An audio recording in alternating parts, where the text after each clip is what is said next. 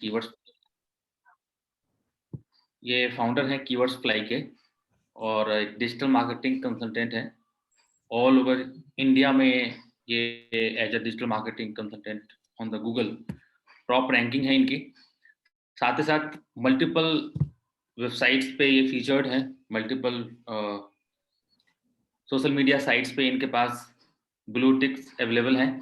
तो एक जाने माने हस्ती हैं अपने डिजिटल मार्केटिंग के। तो आप सीधा उन्हीं से सीखेंगे कि किस तरह से डिजिटल मार्केटिंग एजेंसी आज के डेट में रन होती है और क्या इसके पीछे फंडा होता है। तो ये सिर्फ उन लोगों के लिए नहीं है जो बिजनेस स्टार्ट करना चाहता है, ये उन लोगों के लिए भी है जो as a job digital marketing agency में या कहीं जाना चाहते हैं। तो आपको दोनों प्रोस्पेक्ट से ये बताएंगे कि एज ए एम्प्लॉय आपको किस तरह सोचना है और as a digital marketing agency owner आपको किस तरह से सोचना है। तो दोनों प्रोस्पेक्ट से आपको बेनिफिट मिलने वाला है। तो आप इसको इस तरह से ना माने कि शायद ये मेरे काम का ना हो, मुझे एजेंसी ओपन नहीं करनी है। तो ये सबसे है जॉब कैसे मिलेगी। अगर आपको एक एंटरप्रेन्योर जो कि मार्केट में है, अगर वो ये बता दे कि क्या क्या चीजें होनी चाहिए आपके अंदर जिससे आप मार्केट रेडी हो सकते हो। अगर मैं बात करूँ कि डीपी विश्वकर्मा एक कंपनी के सीईओ हैं एंड वो आपका इंटरव्यू लेने वाले हैं, तो क्या चीजें आपके अंदर होनी चाहिए वो भी आपको बताएंगे ये। साथ ही साथ एक कंपनी कैसे रन होती है और किस तरह से एक एजेंसी रन होती है अपनी उपलब्धियों के साथ कि किस तरह के। देखो हर कोई नीचे से उठता है, तो हमने आज वैसे लाइव लोगों को बुलाया है हमारे सेशंस में जो कि डायरेक्टली आपको वो बताएंगे जो कि रियल में प्रैक्टिकल है। Right, he is not privileged, what ever he has done इन्होंने अपने खुद से किया है। तो आप में से भी अगर कोई करना चाहता है, जॉब में आगे बढ़ना चाहता है, अपने बिजनेस में आगे बढ़ना चाहता है, उसके अपना खुद का एक जर्नी अपना तय करना चाहता है अपने दम पे, तो शायद DP Vishwakarma is the perfect person to describe this thing. तो आई होप कि आप लोग टिल एंड डीपी को सुनेंगे और जो भी आपका फीडबैक होगा आपसे जरूर लिया जाएगा। आप डायरेक्टली मुझे या पीएमएस की किसी भी टीम को बता सकते हैं ताकि मैं डीपी को फिर से किसी और सेशन के लिए इनवाइट कर सकूं। और ठीक है, तो मैं over to DP, you can start the session DP. Thanks sir for having me here. और काफ़ी अच्छे से एक्सप्लेन कर दिया वैसे आपने सारी चीज़ें। इतना ज़्यादा ओवर अचीवर नहीं हूँ मैं, ठीक है, बहुत ही नॉर्मल सा हूँ। और नॉर्मल से ही सारे काम करते हैं जो भी ऑब्वियसली हम यूपी से हैं। और यूपी के लोग जिस तरीके से बिजनेस करते हैं उसी तरीके से मैंने भी बिजनेस बिल्ड किया, कम्प्लीटली जुगाड़ से। ठीक है, क्योंकि जैसे हमारे पास ऑब्वियसली बहुत सारे लोगों के पास फंड की प्रॉब्लम होती है क्योंकि वो एजेंसी रन करना चाहते हैं या जॉब करना चाहते हैं या फ्रीलांसिंग करना चाहते हैं। बट एक हर कोई हर एक फील्ड में सक्सेसफुल हो सकता है या फिर वो इसमें स्टक हो सकता है या सेचुरेट हो सकता है। सुनने में बहुत लग्जरियस लगता है डिजिटल मार्केटिंग की, बहुत सारे लोग सक्सेसफुल हो रहे हैं, खूब चबा के पैसा कमा रहे हैं, बहुत पैसा आ रहा है। बट प्रैक्टिकल ग्राउंड पे ऐसा नहीं होता है, सबके पास इतना पैसा और इतना फेम नहीं होता है। लेकिन हाँ, ऑब्वियसली बहुत सारे ऐसे लोग भी हैं जिनके पास पैसा भी है और बहुत कुछ भी है लेकिन उनके पास फेम नहीं है और वो बहुत छुपे हुए हैं। और ऐसे आपको दिल्ली एनसीआर में बहुत सारे लोग मिल जाएंगे। पर्सनली मैं बहुत लोगों को जानता हूँ जो बिल्कुल भी उनका कोई फेस नहीं, इवन कि वो कंसल्ट भी नहीं कर सकते, इवन वो आपको डिस्क्राइब भी नहीं कर सकते चीजें, बट उनकी कंपनियां करोड़ों में रेवेन्यू करती हैं। सो सबका अलग अलग एक पैटर्न है काम करने का, कौन किस तरीके से पैटर्न बनाता है उसी चीज को आज एक्सप्लेन करेंगे। थोड़ा सा मैं और डिस्क्राइब करता हूँ अब पीपीटी के थ्रू ही डायरेक्ट, ताकि अब बहुत ज्यादा लेंदी ना हो ये डिस्कशन, फालतू का एक ही चीज रिपीट हो, एक ही चीज रिपीटेशन मोड में हो। तो मैं अपनी स्क्रीन शेयर करता हूँ आपके साथ और आप देख सकते हैं। अगर आपको स्क्रीन दिख रही है तो आप मुझे बता दें।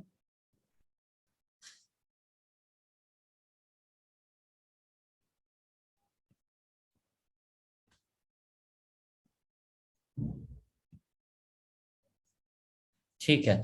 सो बेसिकली आज का हमारा एजेंडा यही है कि हमें डिजिटल मार्केटिंग एजेंसी कैसे स्टार्ट करनी चाहिए या फिर डिजिटल मार्केटिंग में कैसे ग्रो करना है।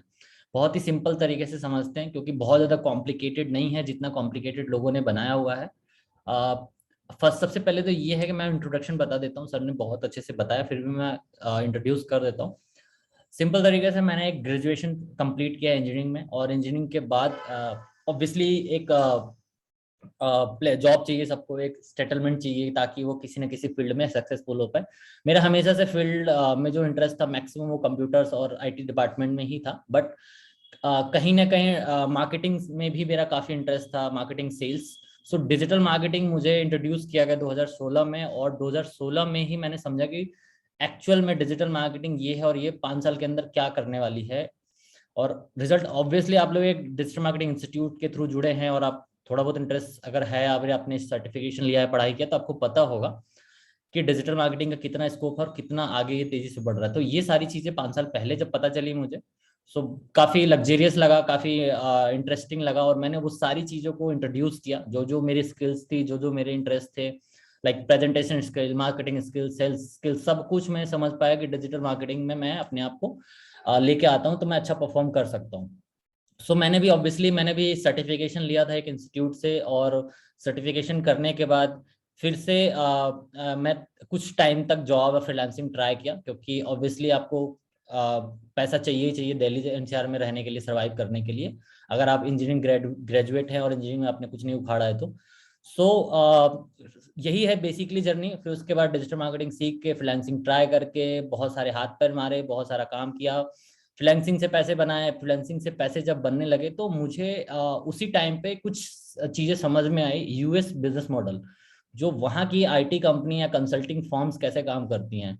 मेजोरिटी में जो वहाँ पे कंपनीज हैं वो सिर्फ और सिर्फ 4 या 5 लोगों की होती है, और वो उनका काम ही सिर्फ ये होता है कि वो बिजनेस इंट्रोड्यूस करते हैं, लोगों को कंसल्ट करते हैं, लोगों से मीटिंग करते हैं, एक हाई क्लास प्रोफाइल मेंटेन करते हैं, और जो भी प्रोजेक्ट्स आता है उनके पास इन टर्म ऑफ डॉलर, $10,000, $5,000, जितने का भी उनके पास प्रोजेक्ट्स आता है, वो सारा प्रोजेक्ट्स वो इंडिया जैसी कंट्रीज को आउटसोर्स करती हैं, यहाँ के एजेंसीज को आउटसोर्स करती हैं और उनको वो वर्क देती हैं।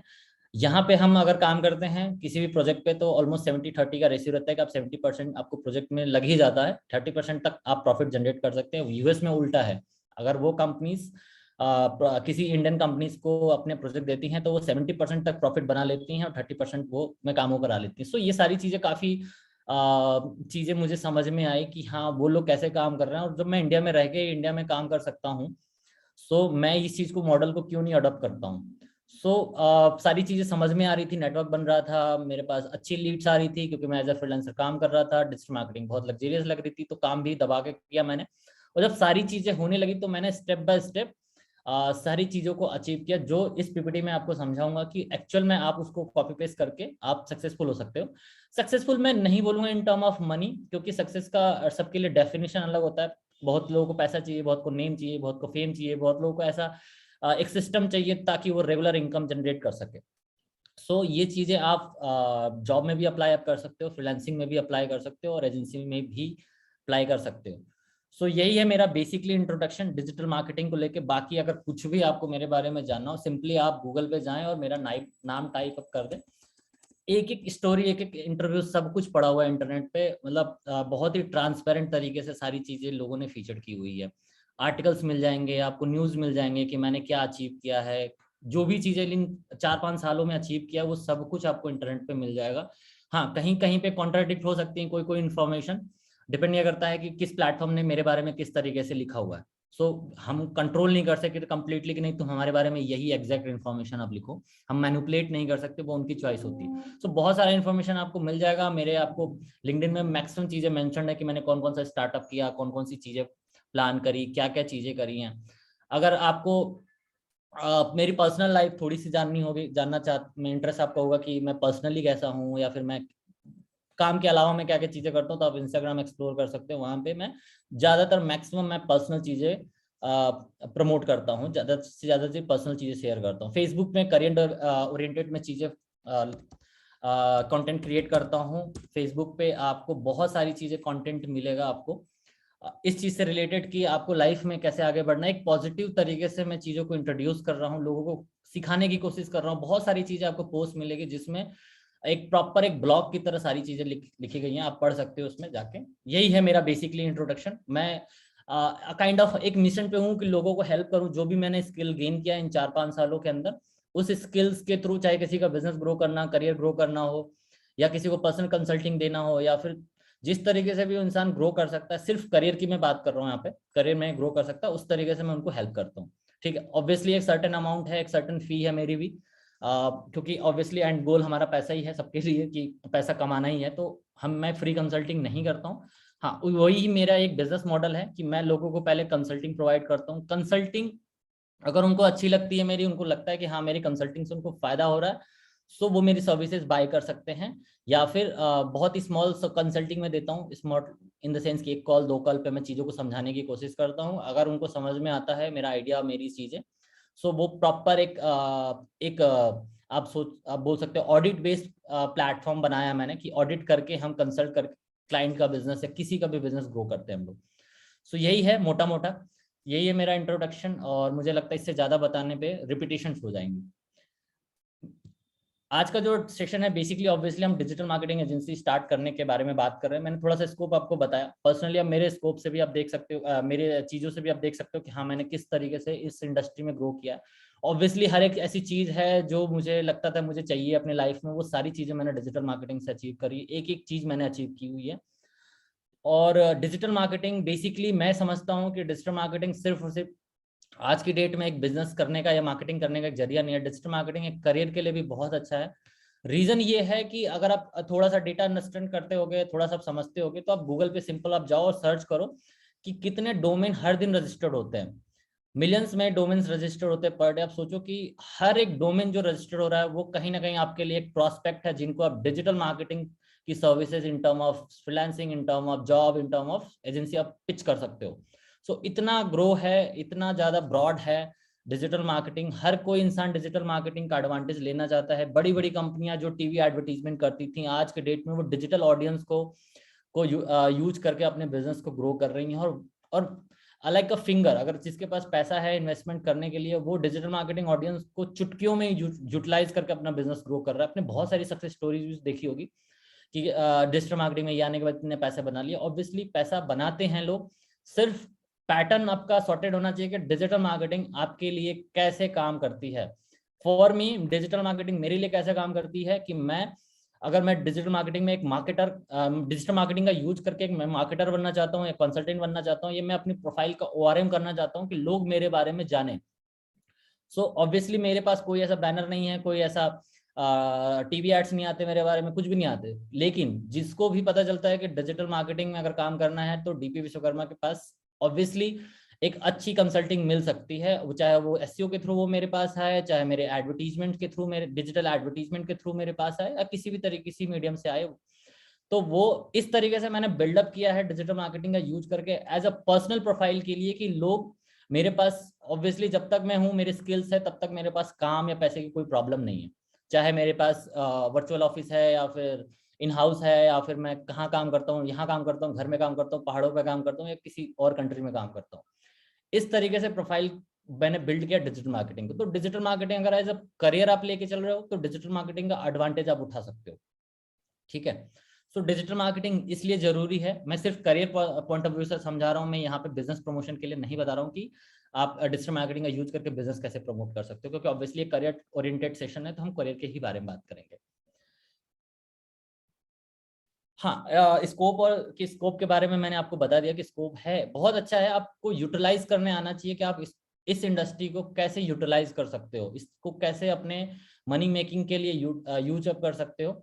और इसके लिए क्या स्किल्स की जरूरत है मैं आपको बताऊं। टेक्निकल स्किल्स बहुत ज़्यादा रिक्वायर्ड नहीं है, लेकिन आपको बताऊं कि टेक्निकल बंदे जितने भी हैं वो डिजिटल मार्केटिंग में बहुत अच्छा कर रहा है। Like in term of platforms बनाते हैं, ऐप्स बनाते हैं, कुछ ऐसा सॉफ्टवेयर्स बनाते हैं जिसको डिजिटली यूज करके वो डिजिटल मार्केटिंग में कंट्रीब्यूट कर रहे हैं। तो टेक्निकल का कंट्रीब्यूशन है, वो अच्छा कर भी रहे हैं और मिलियंस में भी खेल रहे हैं। लेकिन ऐसा नहीं है कि अगर आपको टेक्निकल नहीं आता है तो आप इसमें ग्रो नहीं कर सकते। ऑब्वियसली मैंने भी इंजीनियरिंग करी है, लेकिन मैंने आईटी में इंजीनियरिंग नहीं करी है, मैंने इलेक्ट्रिकल इंजीनियरिंग में अपनी ग्रेजुएशन कंप्लीट किया। सो ऑब्वियसली आईटी में इंटरेस्ट तो था, लेकिन मेरी एजुकेशन नहीं थी। सो डिजिटल मार्केटिंग अभी भी मैं टेक्निकल तरीके से नहीं सोचता हूँ, मैं एक आर्ट की तरह सोचता हूँ कि मुझे अगर किसी का बिजनेस ग्रो करना है, सो मेरी कौन कौन सी स्किल्स उस पर्टिकुलर बिजनेस के लिए यूज में आएगी। एग्जाम्पल लेते हैं कि आप एक फिटनेस ट्रेनर हो और आपको आपको अपना बिजनेस ग्रो करना है, आपको क्लाइंट्स चाहिए अपनी फिटनेस कंसल्टिंग के लिए, या फिर आपके कोई ई बुक्स है, या फिर आपके कोई प्रोटीन पाउडर है, या कोई प्रोडक्ट है, कुछ भी ऐसी चीज है। सो आप डिजिटल मार्केटिंग में अब अगर आपको डिजिटल मार्केटिंग का यूज करके किस तरीके से यूटिलाइज कर सकते हैं, तो दो रास्ते हैं। या तो आप किसी कंसल्टेंट या किसी कंपनी को आप हायर कर सकते हैं, या फिर आप खुद ही वो स्किल्स सीख के कर सकते हैं। स्किल्स में आती है कि आपको कम से कम बेसिक डिजाइनिंग की स्किल्स आनी चाहिए। ऐसा बिल्कुल भी जरूरी नहीं कि सारे काम आप खुद से करो, बट एटलीस्ट अंडरस्टैंडिंग होनी चाहिए कि डिजिटल में सब कुछ बैनर्स के फॉर्म में, वीडियोस के फॉर्म में, ग्राफिक्स के फॉर्म में, कंटेंट के फॉर्म में ही हम कंटेंट को डिस्ट्रीब्यूट करते हैं। सो वो सारी स्किल्स कहीं ना कहीं आपको आनी चाहिए। अगर आप खुद से नहीं करते तो आपको आपकी अंडरस्टैंडिंग होनी चाहिए ताकि आप किसी और से काम आप करा सको।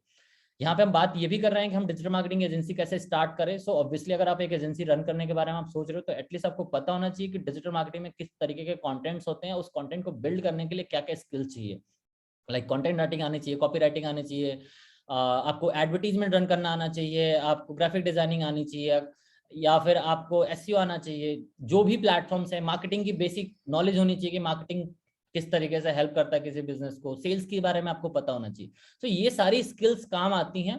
अगर आप खुद से सीख सकते करेंगे तो ऑब्वियसली ये सारी चीजें अच्छी बात है कि आप पैसा सेव कर सकते हैं, बट आप टाइम नहीं सेव कर पाओगे। अगर आप एजेंसी रन करने के बारे में आप सोच रहे हो तो आपको ये सारी स्किल्स बेसिक पता होना चाहिए ताकि अपनी टीम के साथ आप काम कर सको, या फिर आप किसी को आउटसोर्स आप करते हो तो वो स्किल्स जो आपको चाहिए उसको आप जज कर सको कि हाँ ये पर्टिकुलर काम या ये पर्टिकुलर टास्क मुझे चाहिए। सो इस तरीके से बहुत सारे स्किल्स काम आते हैं और बहुत सारे स्किल्स की रिक्वायर्ड है डिजिटल मार्केटिंग में। बिना स्किल्स के आप सर्वाइव नहीं कर सकते हैं, क्योंकि यहाँ पे अगर मैं आज आपको इस सेशन दे रहा हूँ तो ऑब्वियसली मेरे पास एक स्किल्स है, मैंने उस स्किल्स पे काम किया है, और ऑब्वियसली एक मेरे पास प्रेजेंटेशन स्किल्स भी है जिसको मैं आप जिस तरीके से आप देख रहे हो कि मैं चीज़ों को एक्सप्लेन कर रहा हूँ, तो मैं ये सारी स्किल्स मैंने डिजिटल मार्केटिंग में आने के बाद ही ग्रो किया है और इसी के ऊपर काम किया वन बाय वन। तब जाके मैं इतना कैपेबल हुआ हूँ कि आज किसी भी लेवल के क्लाइंट्स के साथ मैं डिस्कशन कर सकता हूँ, कोई भी चीज़ एक्सप्लेन कर सकता हूँ। सो ये सारी स्किल्स आपके पास आनी चाहिए। और ये काफी फ्लेक्सिबल फील्ड है और ये हर साल चेंज होता है, कुछ ना कुछ नई चीजें आती हैं। सो आपको ये भी प्रिपेयर होना पड़ेगा कि जो भी नई स्किल्स की रिक्वायर्ड है मार्केट में उसको आप कितनी जल्दी अडॉप्ट कर लेते हैं, या फिर अपनी टीम के अंदर वो बंदा आप असाइन करके रखते हो, या फिर आप बंदा वो लेके आते हो अपनी टीम के अंदर। तो ये सारी स्किल्स आपको चाहिए। तो इसके बारे में आराम से आप गूगल पे जाओ, यूट्यूब पे जाओ, आपको सारी लिस्ट मिल जाएगा। ऑब्वियसली आप इंस्टीट्यूट से जुड़े हुए हो तो आपको वो लोग भी बताएंगे कि कौन कौन से स्किल्स और कौन कौन से चैनल्स हैं। प्रोसेस क्या है एक एजेंसी स्टार्ट करने का? मैं पर्सनली प्रेफर करता हूं कि कभी भी आप ट्रेडिशनल तरीके से बिजनेस ना स्टार्ट करें जब आप एक स्किल बेस्ड बिजनेस मॉडल में हो। स्किल बेस्ड बिजनेस मॉडल के मतलब कि मैं अपनी कोई एक पर्टिकुलर स्किल्स को सेल कर रहा हूं एज पर्टिकुलर टाइम, कि मैं आपको इतना टाइम दूंगा, आपके इस टाइम के अकॉर्डिंग मैं ये काम करूंगा, सो इसके लिए मुझे ये पे आउट मिलना चाहिए। अगर मैं पर्सनली काम कर रहा, अगर मैं एजेंसी के लिए काम कर, मतलब ऑब्वियसली मैं अपनी एजेंसी के लिए काम कर रहा हूँ, सो क्लाइंट को मना पता नहीं होना चाहिए कि आपके टीम में कौन कौन काम कर रहा है। क्लाइंट को सिर्फ मतलब होना चाहिए कि आपकी टीम को जो काम दिया गया है या फिर आपको जो दिया गया है वो कैसे वो कर रहा है। सो यहाँ पे बात आती है कि क्या आपको नीड है एक वेल सेटल्ड और बहुत ही लग्जेरियस ऑफिस का। डिजिटल मार्केटिंग या आईटी सर्विसेज सेल करने के लिए आपको कोई भी ऑफिस लेने की बिल्कुल भी जरूरत नहीं है इनिशियल डेज में। अगर आप पैसा कमा लेते हैं या पैसा है आपके पास तो बेशक आप इन्वेस्ट करके एक प्रॉपर सेटअप बना सकते हैं। लेकिन आज की डेट में आफ्टर कोविड लोगों को समझ में आ गया है कि इंटरनेट और लैपटॉप की मदद से हम क्या कर सकते हैं, कितना काम कर सकते हैं और घर बैठे कितना पैसा कमा सकते हैं। सो आप बेसिकली आप आईटी सर्विसेज में या डिजिटल मार्केटिंग सर्विसेज में आप जाते हो, चाहे फ्रीलांसिंग करो या आप एजेंसी स्टार्ट करो, तो आप घर से ही स्टार्ट करो और घर से ही चीजें मैनेज करने का प्लान करो। उसके पीछे रीजन, मैक्सिमम रीजन जो है वो है पैसा, क्योंकि आपका ऑफिस पे एक्सपेंस बचेगा, आपका इलेक्ट्रिसिटी बिल, जो भी एम्प्लॉयज का की फिक्स सैलरी हर महीने का, ये सारा कुछ आप सेव कर सकते हो। और इनिशियल में आपको चाहिए भी ऐसा एक सपोर्ट जिसमें आप एटलीस्ट आप सर्विसेज पहले स्टार्ट करो, और सर्विसेज स्टार्ट करने के बाद धीरे धीरे आप प्लान करो कि आपको अब अपने वर्चुअल ऑफिस को आपको पर्टिकुलर ऑफिस में कैसे लेके जाना है। सो ये ही एक प्रोसेस है जिसमें आप पैसा सेव कर सकते हो। तो उसके लिए मैंने ना स्टेप बाय स्टेप आपको समझाने के लिए एक छोटा सा पीपीटी प्रिपेयर किया है कि वन स्टेप बाय स्टेप कौन कौन से ऐसे स्टेप्स हैं कि जिस पे वन बाय वन काम करके हम चीजें कर सकते हैं। सो फर्स्ट स्टेप जो मैं समझता हूँ पर्सनली वो होता है कि आप पहले अपनी सर्विसेज के बारे में ये समझें कि कौन सी सर्विसेज आपकी इंटरनेट की मदद से हो सकती है। ठीक है, वो कौन सी स्किल्स है जिसके लिए आपको सिर्फ इंटरनेट और लैपटॉप चाहिए और इसके अलावा कोई भी चीज नहीं है। लाइक डिजिटल मार्केटिंग में हम काम कर रहे हैं या एसईओ पे काम कर रहे हैं या फिर गूगल एड्स पे चाहिए, तो ऑब्वियसली आप सिंपल से आपकी जीमेल आईडी है, अपने लैपटॉप में लॉगिन किया, आपने वो प्लेटफॉर्म एक्सप्लोर किया, उस पर आप किसी क्लाइंट के लिए काम कर सकते हो, अपने लिए काम कर सकते हो, चाहे आप कहीं भी बैठ के काम करो। इस तरीके की एक डेडिकेटेड लिस्ट बनाओ आपकी कौन कौन सी ऐसी स्किल्स है जिनको मुझे पर्टिकुलर मजा आता है सेल करने में, या मैं चाहता हूँ उसी स्किल्स को लोगों तक पहुंचाना और लोगों को हेल्प करना, चाहे वो अब गूगल में हो, एसईओ में हो, अब सोशल मीडिया है, बैनर, ग्राफिक डिजाइनिंग है, वीडियो एडिटिंग है, कोई भी ऐसा काम है जो आपको लगता है कि आप उस चीज में अच्छे हो, आप पर्टिकुलर उस चीज की एजेंसी स्टार्ट कर सकते हो या उस चीज की फ्रीलांसिंग आप कर सकते हो। इस चीज की एक लिस्ट होनी चाहिए। इसके पीछे मैं इसलिए बोल रहा हूँ कि लोग एजेंसी स्टार्ट करने के चक्कर में, फ्रीलांसिंग करने के चक्कर में ना 360 डिजिटल मार्केटिंग स्टार्ट कर देते हैं। उनको लगता है कि मार्केट में पैसा है और सारा काम उठा लेते हैं, जो भी आए लपेट लेते हैं और सारा सब सर्विस प्रोवाइड करते हैं। इसके चक्कर में आप क्लाइंट रिटेन नहीं कर पाओगे। उसके पीछे रीजन ये है कि जैसे मैं अगर एसईओ में बहुत अच्छा हूँ और गूगल एड्स में अच्छा नहीं हूँ, और मैंने क्लाइंट उठा लिया है, क्लाइंट का काम मैंने पिक कर लिया है आपका एसईओ का, और मैंने उसको पैरेलली पिच किया कि आप मुझसे गूगल एड्स भी आप कर लो, और अगर मैंने गूगल एड्स में अच्छा परफॉर्म नहीं किया सो मेरा एसईओ भी जाएगा। क्लाइंट्स का ट्रस्ट गेन करना बहुत ही हार्ड है, क्योंकि ऑब्वियसली वो आपको पे कर रहा है, उसके जेब से पैसे जा रहे हैं, और वो पे कर रहा है आपके टाइम के लिए। अगर आप उसके लिए परफॉर्म नहीं करते हो सो वो आपको क्यों कंटिन्यू करेगा। सो इस तरीके से बहुत ज्यादा ऑब्सेशन में ना पड़े कि आपको सारा स्किल्स पे काम करना है, सारी 360 डिजिटल मार्केटिंग पे काम करना है। पहले अपने लिए एक पर्टिकुलर एक दो सर्विसेज को पिक करें जिसमें बहुत ज्यादा आप अच्छे हो, ठीक है, और उस सर्विसेज के ऊपर काम करें कि उस सर्विसेज से आप कैसे कंट्रीब्यूट कर सकते हो क्लाइंट्स को। और उस सर्विस पे जब आप स्टार्टअप करते हो तो धीरे धीरे और स्किल्स को गेन करके या टीम में और स्किल्ड बंदे आप लेके आप आराम से और नेक्स्ट सर्विसेज को आप सेल कर सकते हो। लाइक फॉर एग्जांपल मैंने जब डिजिटल मार्केटिंग में काम करना स्टार्ट किया तो मैंने सिर्फ और सिर्फ एसईओ पे फोकस किया, और मैंने ऑलमोस्ट 2-2.5 साल सिर्फ एसईओ सर्विस ही लोगों को दिया, और एसईओ सर्विस के अराउंड ही सारे डिस्कशन में करता था कि मैं एसईओ में ही एक्सपर्ट हूँ या मेरी कंपनी सिर्फ एसईओ में ही काम करती है। जब मेरे पास अच्छा पैसा, अच्छा पोर्टफोलियो, अच्छे क्लाइंट्स, सब कुछ मिलना स्टार्ट हो गया, तब मैंने धीरे धीरे बाकी सर्विसेज इंट्रोड्यूस करने लगा, और धीरे धीरे उन स्किल्स पे काम करके हमने लोगों का बिजनेस ग्रो किया। सो यही है एक अच्छा तरीका, सेफ साइड है। और अगर आपके पास है टीम, आप सारे स्किल्ड हो, 4-5 लोग मिलकर काम कर रहे हो, सब एक एक फील्ड में अच्छे, तो आप कर सकते हो। लेकिन आप इंडिविजुअल अगर आप जा रहे हो, आपके पास पार्टनर्स नहीं है, टीम नहीं है, सो आपको 1 by 1 स्टार्ट करना चाहिए और उन्हीं स्किल्स पे ज्यादा से ज्यादा एक्सपर्टीज आप लो। स्टेप 2 है बेसिकली, जब भी आप डिजिटल मार्केटिंग में आप आते हो, ऑब्वियसली सारे चीज इंटरनेट पे होनी चाहिए। सो आप जब भी किसी से आप बात करें, चाहे आपके पास पर्सनल वेबसाइट हो या कंपनी की वेबसाइट हो, आप जरूर एक वेबसाइट जरूर ओन करें और अपनी एटलीस्ट सारी इंफॉर्मेशन वहां पे रखें। चाहे वो रैंक करे या नहीं करे वो एक अलग डिस्कशन है, उस पर आप ट्रैफिक जनरेट आप करते हो नहीं करते हो, लेकिन आज की डेट में वेबसाइट एक काइंड ऑफ पोर्टफोलियो है कि आप अपनी सारी चीजों को उस पर दिखा सकते हो। मैं अगर फॉर एग्जाम्पल आपसे बात कर रहा हूँ, आप मेरे क्लाइंट्स हो, तो मैं कितने क्लाइंट्स का नाम आपको बता सकता हूँ कि ये क्लाइंट का मैंने ऐसे किया, वो किया, ऐसा किया, ये कैंपेन बनाया, मेरी ये हिस्ट्री है, तो आप बोर हो जाओगे। लेकिन मैं अगर आपको डोमेन दे देता हूँ अपने कंपनी का या पर्सनल, आराम से आप स्टडी कर सकते हो कि हाँ ये कंपनी सुटेबल है मेरे सर्विसेज के लिए, सॉरी मेरे कंपनी के लिए। सो डोमेन जरूर बुक करें और उस वेब पेज पे काम करें, और उसके बाद प्लान करें कि 1 by 1 उस डोमेन पे या उस वेबसाइट पे आपको कैसे ट्रैफिक जनरेट करना है। और वो ट्रैफिक आज की डेट में बल्क ट्रैफिक का कोई गेम नहीं है। बल्क ट्रैफिक सिर्फ और सिर्फ कंटेंट ओरिएंटेड प्लेटफॉर्म्स के लिए है जो एडवर्टीजमेंट से पैसे कमाती हैं। अगर आप बहुत ही स्पेसिफिक हो और आपकी बहुत टारगेटेड ऑडियंस है तो सिर्फ और सिर्फ आप टारगेटेड ऑडियंस का ही ट्रैफिक आप जनरेट करो। बल्क ट्रैफिक की बिल्कुल कोई जरूरत नहीं है, क्योंकि उसमें आपका टाइम भी जाएगा, आपका पैसे भी जाएगा, और ऑब्वियसली जो इररिलेवेंट ट्रैफिक आने के बाद जो लीड्स आती हैं उन पे टाइम वेस्ट होता है बहुत ज्यादा। तो इस तरीके से प्लान करें, वेबसाइट जरूर रखें। जरूरी नहीं है कि बहुत ही खूबसूरत वेबसाइट हो, वेबसाइट सिर्फ इंफॉर्मेशन होना चाहिए ताकि आपकी सारी चीजें दिखा सके। आप वेबसाइट पे अट्रैक्टिव आप बना सकते हैं, चाहे आप किसी की मदद ले लें या फिर आप कोई हायर कर लें, लेकिन हाँ वेबसाइट पे एटलीस्ट वो सारी इंफॉर्मेशन आप रखें ताकि क्लाइंट को अपना बता पाओ कि बस यही सर्विसेज है हमारे, हम इसी में एक्सपर्टीज है। आप उनको सारी चीजें ना बताओ कि हम 360 मार्केटिंग करते हैं। पता चले कि आपने वेबसाइट पे वो देख लिया और उसने आपसे बाद में पूछा कि आपने वेबसाइट पर सारी चीजें डाली हुई है, तो वो एक इनिशियल डेज से आपका ना ट्रस्ट गेन करना मुश्किल हो जाएगा।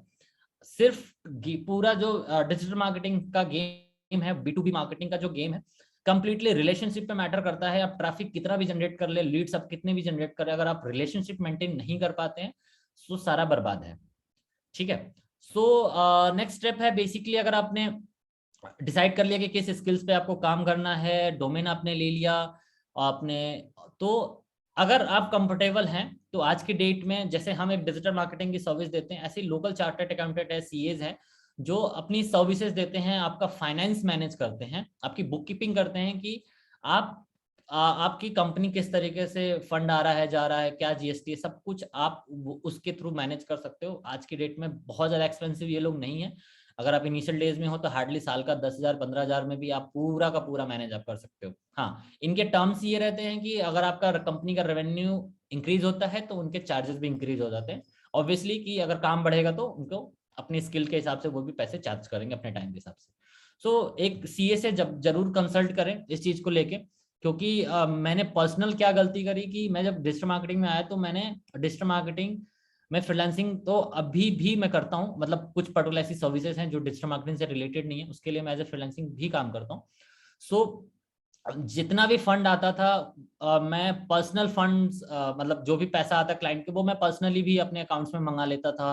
कंपनी को के अकाउंट्स में तब प्रेफर नहीं करता था मंगाना, या फिर जो जिस क्लाइंट जो जैसे कंफर्ट में होता था उसको मैं वो कंफर्ट देता था। इस केस में क्या हुआ कि मेरी कंपनी का जो रेवेन्यू दिखाने के लिए होता है ना, एक नंबर्स का गेम है कि आपकी कंपनी कितना रेवेन्यू जनरेट करती है हर साल, कितना आप आईटीआर फिल करते हो, उसमें मैं लैग कर गया लास्ट के 2-3 साल। क्यों? क्योंकि मैंने वही अब सारा फंड मैंने पर्सनली यूज किया और पर्सनल का हिसाब ही नहीं होता आप कहाँ पैसा कौन से कैसे जा रहा है। सो मैनेज करना थोड़ा सा हार्ड हो गया मेरे लिए।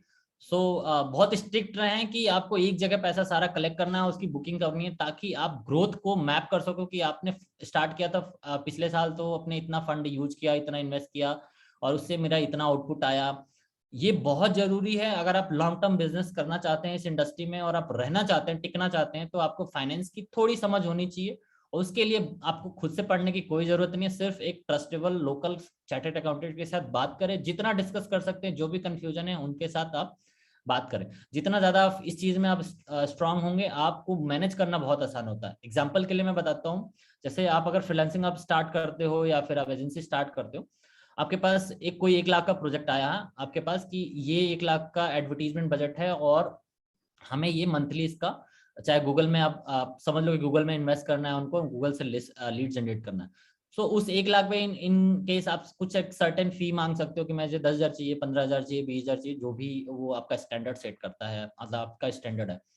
सो अगर वो 10,000 20,000 आपके 3 महीने 4 महीने तक लगातार आ रहे हैं और उसको आप मैप नहीं कर पा रहे हो कि एक क्लाइंट से मुझे इतना आ रहा है और इस पैसे को डिलीवर करने के लिए, सॉरी, इस प्रोजेक्ट को डिलीवर करने के लिए उस 10,000 15,000 जो हमारी सर्विस चार्ज है उसको मैंने किसको दिया, किसको लिया, कहाँ रखा, वो सारा चीज आप कैलकुलेट आप जब करते हो तो आपको पता चलता है। फॉर एग्जांपल अगर मुझे गूगल ऐड मैनेज करना है और मेरे पास एक फुल टाइम एम्प्लॉय अगर नहीं है, मैंने किसी फ्रीलांसर को हायर किया हुआ है अगर उस गूगल एड्स को मैनेज करने के लिए, तो वो कह सकता है कि मुझे 7,000 चाहिए, 8,000 चाहिए।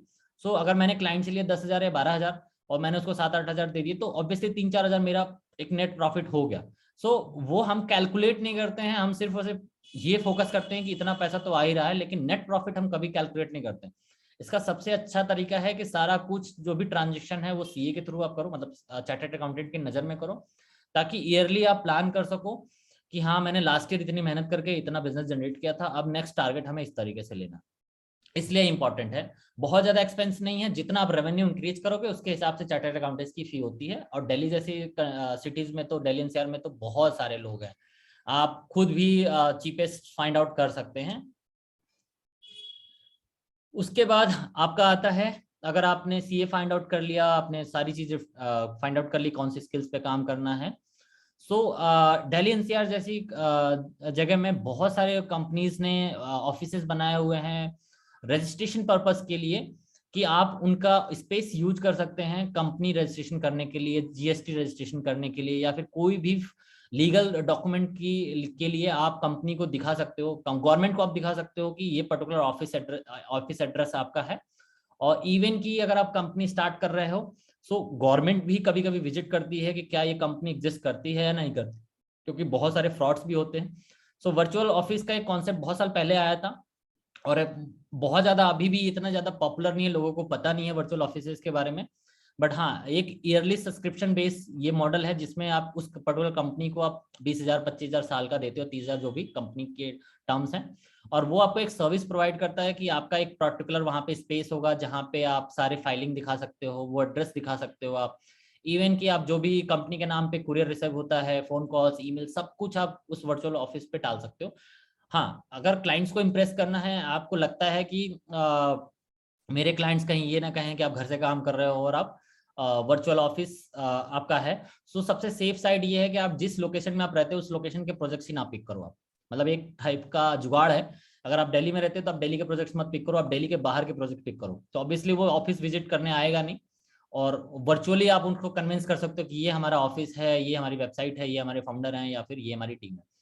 सो वो काम भी बहुत स्मूथली जाएगा और इस पर बहुत ज़्यादा डिस्कशन नहीं हुआ। कोविड से पहले बहुत सारे मेरे डिस्कशन होते थे कि आपकी टीम क्या है, आपकी साइज क्या है, आपका कंपनी का स्पेस कहाँ है, बहुत सारी चीज़ें डिस्कशन होती थी। लेकिन आज के डेट में जो प्रिविलेज मिली है कोविड के बाद, ये है कि क्लाइंट को बिल्कुल भी फर्क नहीं पड़ता कि आप कैसे काम करते हैं, उनको मतलब है सिर्फ और सिर्फ उनके अपने प्रॉफिट से कि वो कितना इन्वेस्ट करके कितना जनरेट कर रहे हैं।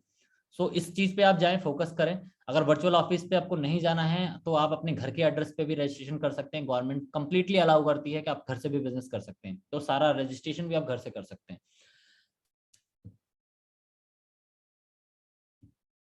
जब ये सारी चीजें चल रही हैं, पैरेलली आपको प्रपोजल्स पे भी काम करना पड़ेगा। प्रपोजल इन टर्म ऑफ की जो भी आप सर्विसेज बनाते हो उसको रैंडमली एक आप व्हाट्सएप पे ना भेजे किसी भी क्लाइंट को कि ये मेरे सर्विसेज है, ये मेरे टर्म्स हैं और ऐसे ऐसे हम काम करते हैं। प्रॉपर एक डिटेल प्रपोजल बनाएं, एक वर्क प्रोसेस बनाएं कि आप किस तरीके से आप काम आप करते हो और आपके प्रोसेस क्या है, और उसमें कॉस्टिंग वगैरह हर एक चीज को आप डिफाइन करो कि किस तरीके से आपकी कंपनी काम करती है या फिर आप लोग काम करते हो। मैं आपको एक लाइव एग्जांपल भी दिखाता हूँ, गिव मी 1 मिनट।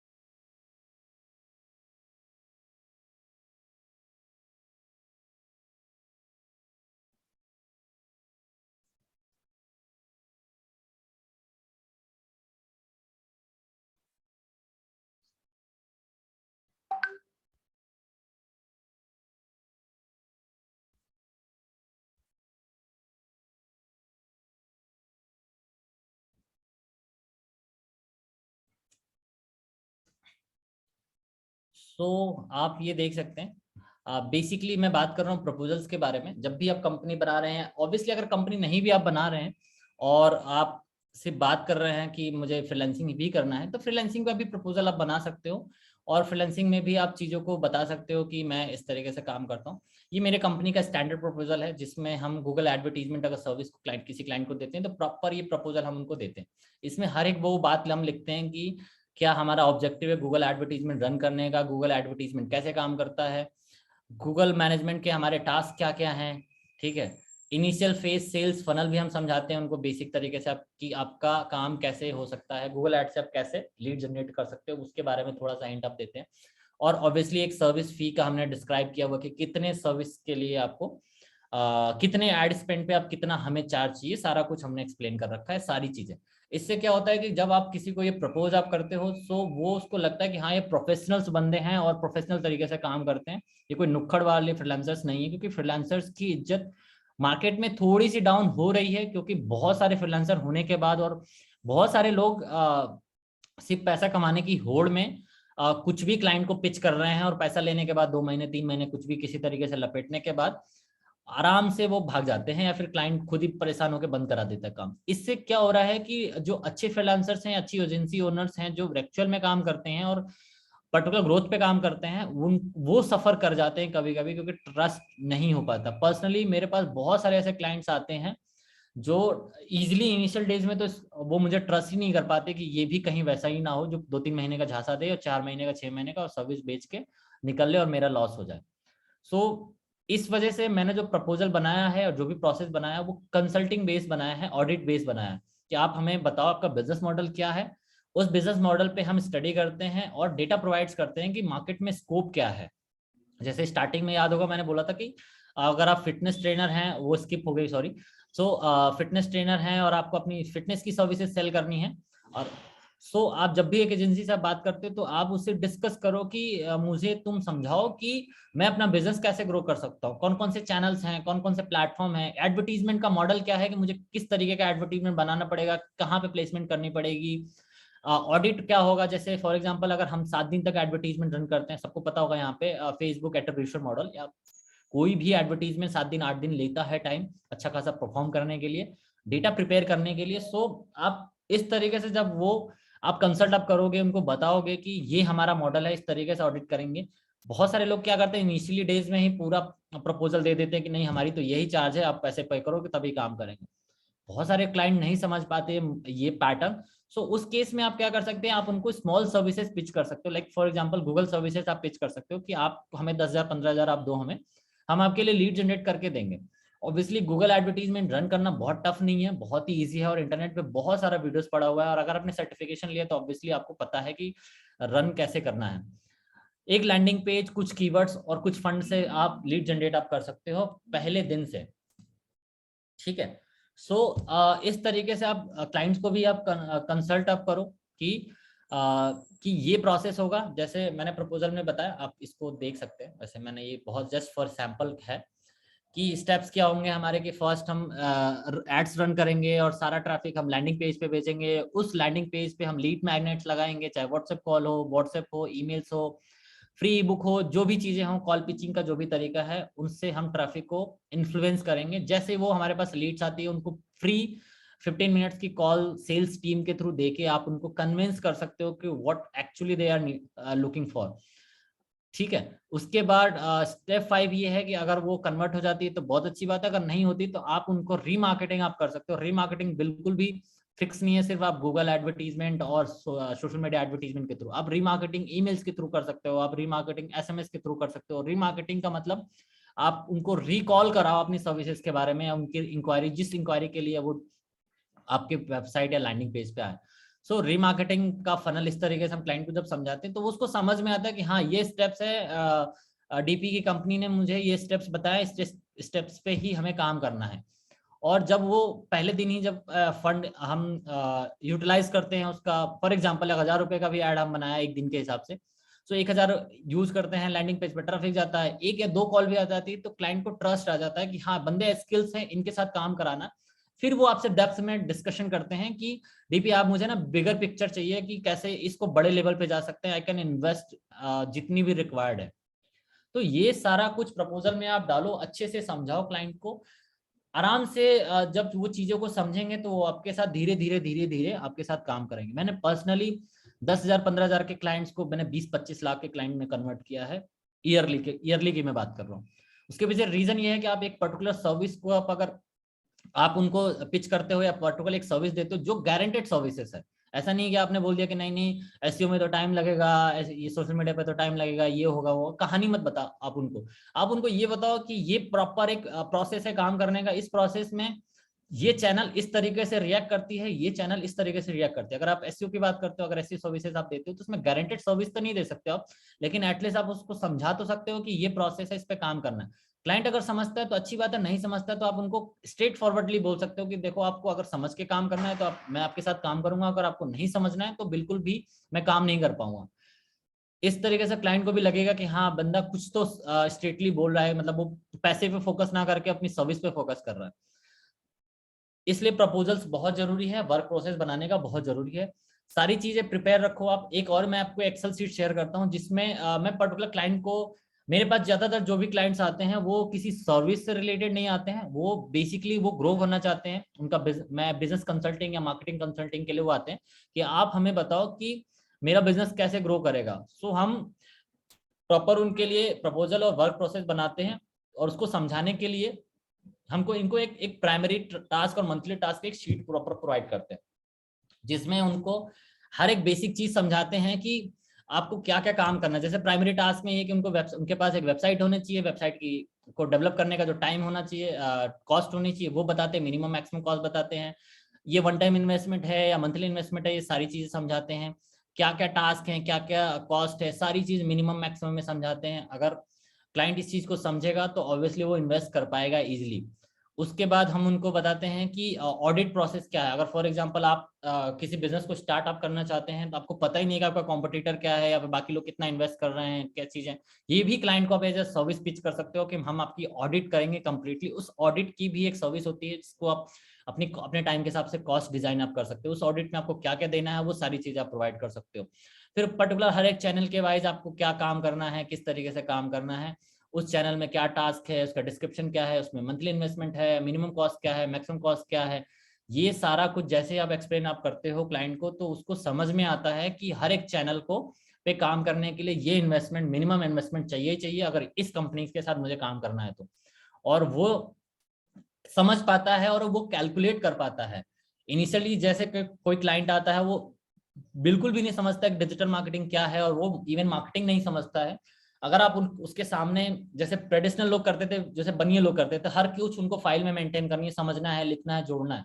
अगर इस तरीके से आप कैलकुलेट करके उनको आप बताते हो कि ये चीजें है, ये कॉस्ट है, और फिर आप बताते हो कि कौन सी प्राइमरी है, कौन सी सेकेंडरी है, इनिशियली आपको कौन कौन सी करनी है, उसके अलावा कोई ऑप्शन ही नहीं है। अब एग्जाम्पल के लिए अगर आपको गूगल एडवर्टीजमेंट रन करना है या एसईओ करना है तो वेबसाइट तो भाई होनी चाहिए।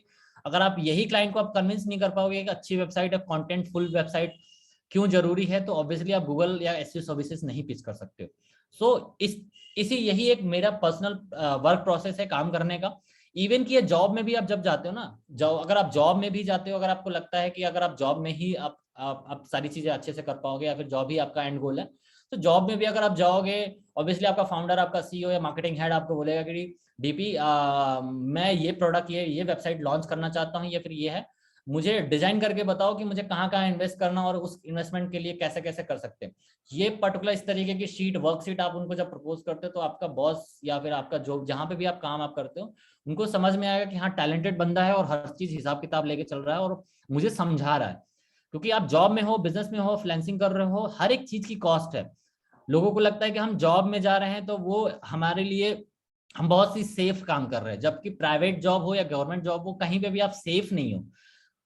कोई भी फर्म आपको अगर पैसा दे रही है तो वो आपके टाइम के लिए पैसा दे रही है ताकि आप 9 से 6 वहां पे आप बैठ के काम कर सको उनके लिए, ताकि उनका बिजनेस ग्रो कर सके। अब अगर फॉर एग्जांपल मैं अगर एसईओ एक्सपर्ट हूँ या एसईओ एग्जीक्यूटिव हूँ और मैंने एक कंपनी में गया हूँ, मैंने 40,000 रुपए कोट किया कि मैं 40,000 महीने का मेरी सैलरी मैं एक्सपेक्ट करता हूँ और कंपनी ने मुझे हायर कर लिया। सो आप हिसाब लगा सकते हो कि हर महीने का 40,000 उस कंपनी के लिए पर्टिकुलर इन्वेस्टमेंट है। अगर आप 40 का 50 से 40,000 का 40 लाख बनाने के कैपेबिलिटी नहीं तो आपकी जॉब जल्दी ही चली जाएगी। सेम है फ्रीलांसिंग में भी कि अगर आप फ्रीलांसिंग के लिए आप प्रोजेक्ट पिक करते हो, आप बोलते हो कि नहीं मेरी ये कॉस्ट है 25,000, 30,000, 40,000, और उस कॉस्ट को आप फुलफिल नहीं कर पाते, उनका बिजनेस आप ग्रो नहीं कर पाते, तो आप डिजर्व भी नहीं करते हो, क्योंकि मार्केट ऐसा ही है। जो स्किल्ड है और जो दे सकते हैं काम काम जनरेट कर सकते हैं, उन्हीं की वैल्यू है मार्केट में।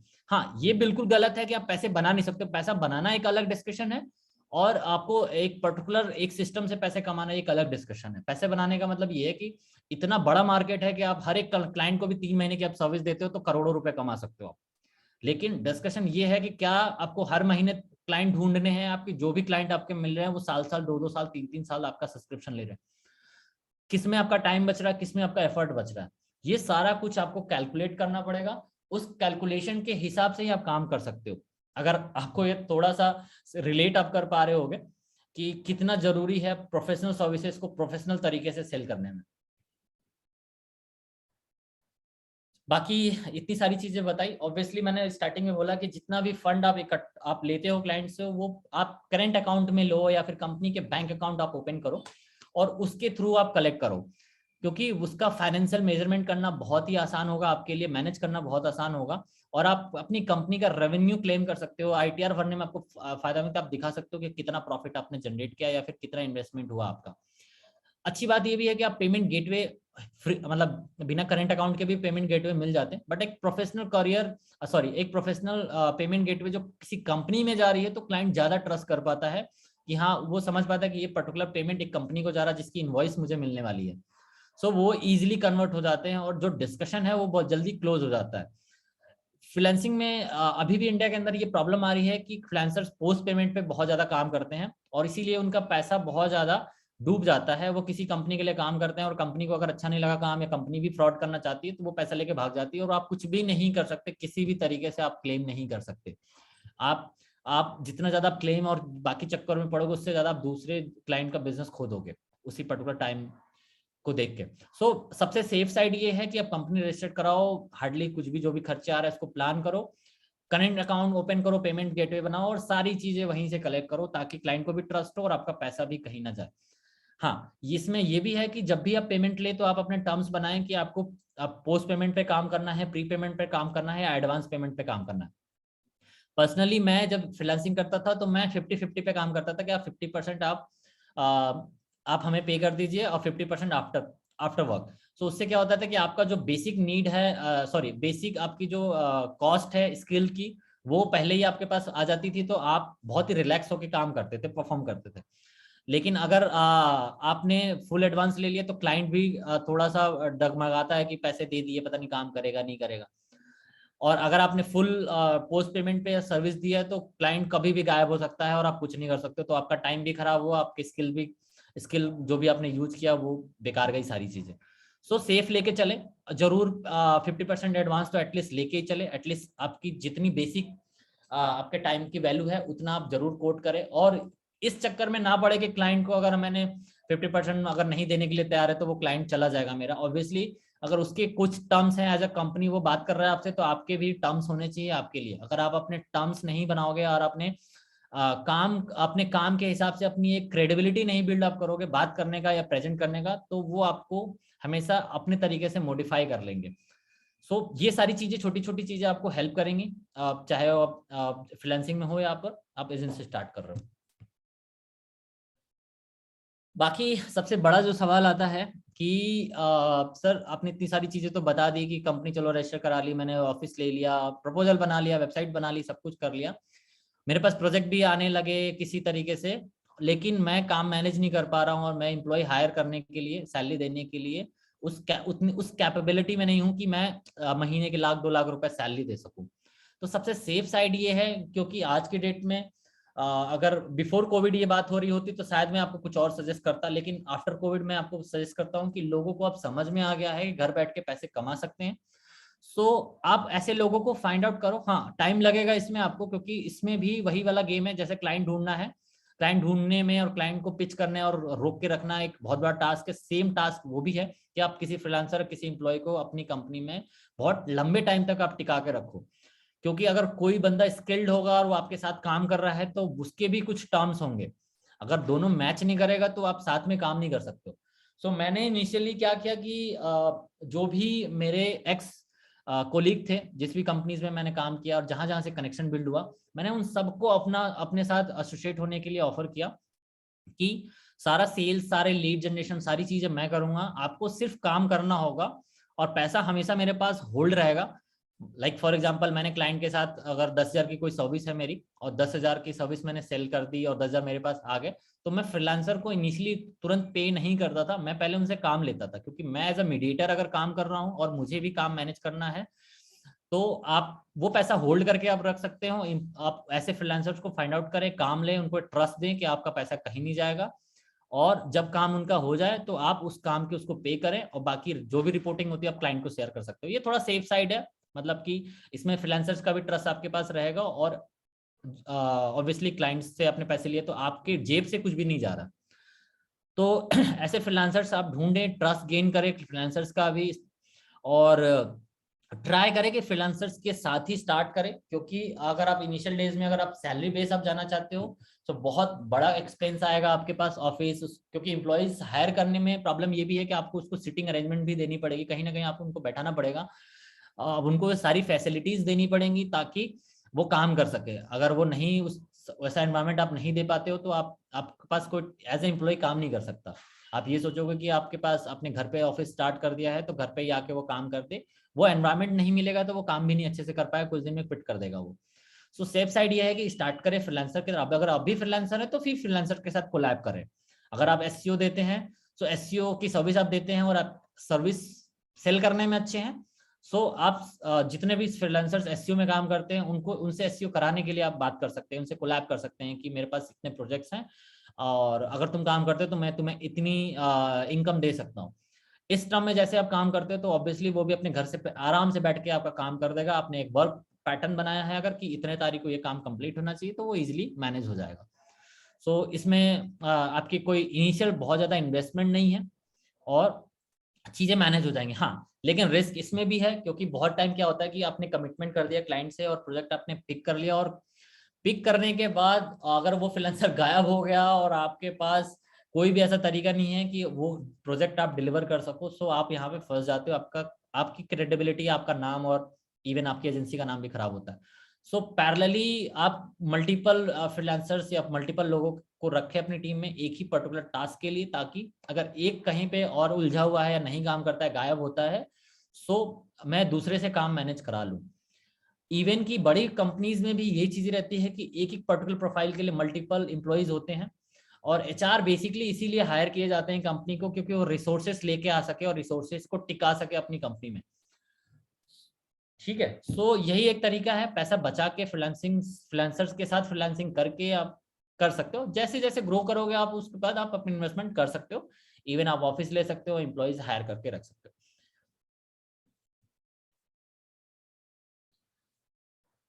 ये सारी चीजें तो अभी तक तो मैंने बताया कि एक एजेंसी स्टार्ट करने से पहले क्या क्या चीजें प्रिपेयर करनी है। अब मेन डिस्कशन आता है कि सेल्स कैसे लेके आए। मतलब आप एक ऐसे सर्विस में है, B2B सर्विस में है, और लीड जनरेशन एक बहुत बड़ा डिस्कशन होता है। ऑब्वियसली आप मार्केटिंग सर्विसेज दे रहे हो और आपको खुद के लिए मार्केटिंग नहीं आता, आपके लिए खुद के लिए लीड जनरेशन नहीं आता, सो सारी चीजें यूजलेस है। सो ये सारी चीजें आपको सीखनी पड़ेगी, क्योंकि अगर आप फ्रीलांसिंग करते हो या फिर आप जॉब करते हो या फिर आप एजेंसी स्टार्ट कर रहे हो, हर जगह सेल्स का काम है। सेल्स का मतलब ये नहीं होता कि आप डोर टू डोर जाके टाई पहन के आप सेल करो और अपना प्रोडक्ट या सर्विस बेचो। सेल का मतलब बेसिकली क्या होता है कि आप अपने बिजनेस के लिए इंक्वायरीज जनरेट कर सको और उस इंक्वायरीज को वो सर्विसेज सेल कर सको। अगर हम डिजिटल मार्केटिंग की हम बात कर रहे हैं और डिजिटल स्टार्ट करते हैं अगर जॉब से, अगर आप एक अच्छा प्रेजेंटर नहीं हो तो आप जॉब क्रैक नहीं कर सकते। अगर आप समझा ही नहीं पाओगे कि आपके अंदर क्या स्किल्स है और अपने आप को अच्छे से प्रेजेंट नहीं कर पाओगे एचआर और फाउंडर्स या सीईओज के सामने, तो वो क्यों आपको हायर करेंगे। ऑब्वियसली आपके मार्क्स अच्छे हो सकते हैं, आप आपने बहुत चीजें अचीव किया होगा, लेकिन जब तक आप एक अच्छे प्रेजेंटर नहीं बनते हो, आप चीजों को एक्सप्लेन नहीं कर सकते हो। मार्केट में बहुत सारे ऐसे स्किल्ड है जिनके पास कोई भी ऐसी अचीवमेंट्स नहीं है, लेकिन वो प्रेजेंटर बहुत अच्छे हैं। सो प्रेजेंट करना और डिस्कशन करना ये सबसे ज्यादा इंपॉर्टेंट है, और ये स्किल्स पे आप ज्यादा फोकस करें अगर आप B2B सेल्स वाले मॉडल में आप आ रहे हो। ठीक है, सो जॉब में भी यही सीन है, फ्रीलांसिंग में भी यही सीन है। फ्रीलांसिंग में तो इवन ज्यादा काम है एजेंसी रन करने से। क्यों? क्योंकि आपको लीड भी जनरेट करना है अपने लिए, आपको उनको बात भी करनी है, उनको प्रपोजल भी देना, डिस्कशन भी करना। अगर आपके पास टीम नहीं है तो आपको काम भी खुद से करना है, रिपोर्ट्स भी बनानी है, भेजना भी है, और रिन्यूअल के लिए हर महीने पिच करना है। इतना सारा काम है जो आपको सीखना पड़ेगा एज अ फ्रीलांसर। अगर आपके पास फ्रीलांसिंग टीम है तो चलो ठीक है, काम के लिए तो आप मैनेज कर लोगे किसी और के साथ, लेकिन ऑब्वियसली सारा कुछ अगर डिपेंडेंट है कि क्लाइंट्स कहाँ से लेके आए, तो उस क्लाइंट्स के लिए आपको प्रिपेयर होना पड़ेगा, वो सारी स्किल्स सीखनी पड़ेगी, सेल्स की, मार्केटिंग की और लीड जनरेशन की। हाँ, मैं कुछ ट्रिक्स शेयर करता हूँ कि किस तरीके से आप लीड जनरेट आप कर सकते हो। सबसे जो आसान तरीका है लीड जनरेशन का वो है आपका लिंक्डइन। लिंक्डइन पे बहुत सारे तरीके हैं लीड जनरेट करने के लिए। आप उनका सेल्स नेविगेटर भी आप ले सकते हो, या उनका प्रीमियम भी आप ले सकते हो अगर आपको नहीं भी खर्च करना। सो बेसिकली क्या है कि अगर आप 1-to-1 आउटरीच करते हो और उनको अपनी सर्विसेज के बारे में बताते हो आप, ठीक है। लाइक फॉर एग्जांपल मेरे पास एक प्रॉपर ऐसा प्लेटफॉर्म है जिसपे कुछ नहीं तो आप 1.4 बिलियन ट्रैफिक है, और इतना ट्रैफिक होने के बाद ये प्लेटफॉर्म से कैसे यूटिलाइज करना है ये आपको सीख सकते हो आप। इसके लिए भी मैं यहाँ पे बहुत डेप्थ में नहीं समझाने वाला, लेकिन हाँ, इसके लिए बहुत सारे कोर्सेज मिल जाएंगे आपको, यूट्यूब पे ट्यूटोरियल्स मिल जाएंगे कि किस तरीके से करते हैं। मैं पर्सनली क्या करता हूँ, मैं आपको बता सकता हूँ कि कैसे मैं पिचिंग करता हूँ। मैं मैक्सिमम मैं डायरेक्टर्स और सीईओज को टारगेट करता हूँ, और उन सीईओज को अपना प्रपोजल भेजता हूँ, उनसे डिस्कशन स्टार्ट करता हूँ। प्रपोजल भेजने का मतलब ये नहीं है कि पहले दिन से ही बोल दो कि hi sir, I am if you are looking for website development services, digital marketing services, graphic designing service, we are expert team to provide you all kind of services with guaranteed result। उसी दिन से वो आपके message trash हो जाएंगे और अब may be आप ब्लॉक भी हो सकते हो। डिस्कशन करने का सबसे सेफ तरीका ये है कि आप पहले इंट्रोड्यूस हो।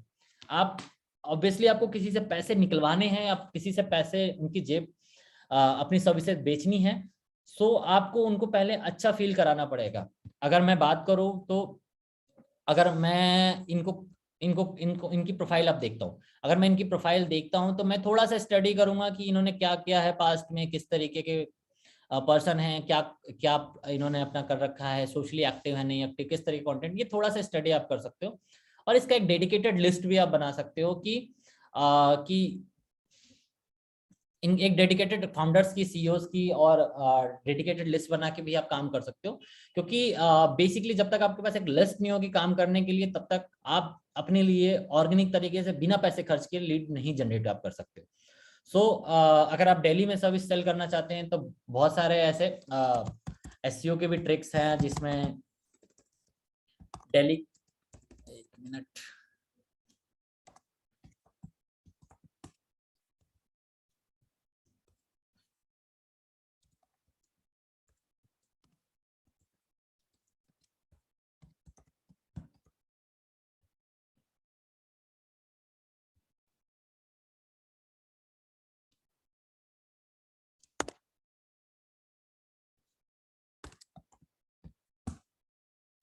ऐसे बहुत सारे ट्रिक्स हैं जिसको यूज करके आप ऐसे फाउंडर्स की प्रोफाइल यहाँ पे 1 to 1 ना करके आप यहाँ से भी, गूगल से भी आप वो डेटा एक्सट्रैक्ट आप कर सकते हो।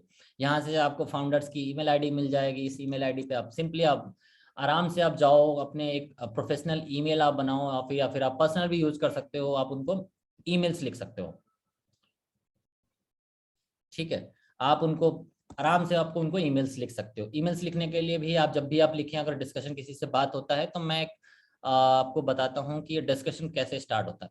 बेसिकली इस तरीके से प्रॉपर एक लूप आप बनाएं और आप उनको प्रपोज करें। जैसे ये हमारे क्लाइंट से, इनसे डिस्कशन करते करते ये प्रॉपर हमारा प्रोजेक्ट कन्वर्ट हुआ, तो उनको हमने फाइनल का जो कॉस्ट दिया है वो है इस तरीके से। अब उनको हमने भेजा हुआ है कि हमारा टेक्निकल एसईओ का क्या टास्क है, लोकल एसईओ का क्या टास्क है, मंथली ग्रोथ प्लान क्या है, सारी चीजें।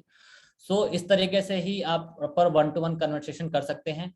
लीड्स के लिए मैंने एक बेसिक तरीका बता दिया कि यहाँ से आप पर्टिकुलर हर एक लोकेशन के लिए आप फाउंडर्स की, सीईओज की, मार्केटिंग मैनेजर की, सबकी आप जनरेट आप कर सकते हो। जिस जगह का भी आपको करना है आप कर सकते हो, लंदन, न्यूयॉर्क, जहां पे भी आप चाहो आप कर सकते हो। ये एक तरीका है, ये भी एक तरीका है। सेल्स नेविगेटर भी आप ले सकते हो, 1 to 1 यहाँ से भी आप रीच कर सकते हो, स्टडी कर सकते हो। हाँ, मैसेजेस कैसे भेजना है वो मैं उसके लिए आपको मैं बताता हूँ, 1 मिनट, वो भी मैं आपको शेयर कर देता हूँ।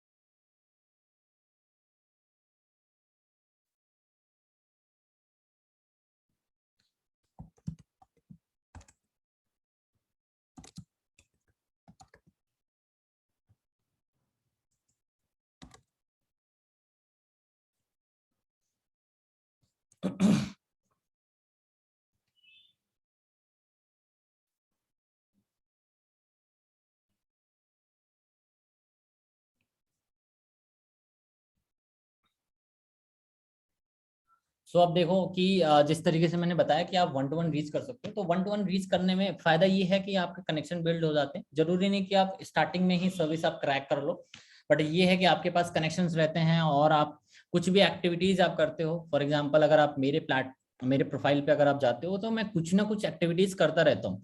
मेरा मेन एजेंडा फॉलोअर गेन करने का नहीं है। मेरा मेन एजेंडा है कि जितने लोग मेरे साथ एसोसिएटेड हैं वो हर दिन उनके पास कुछ ना कुछ ऐसी एक्टिविटीज जाए, ऐसी कुछ ना कुछ पोस्ट करता रहूं, ऐसा कुछ ना कुछ कंट्रीब्यूट करता रहूं, ताकि उनके नजर में मेरा नाम जैसे रिकॉल सा हो जाए कि हाँ, ये इनसे हमने कभी बात किया था और ये बहुत अच्छा चीजें समझाते हैं, चलो फिर से बात करते हैं। या फिर जब भी आप फिर से उनको फॉलोअप आप लोगे तो वो फिर से आपको सीरियसली लेंगे।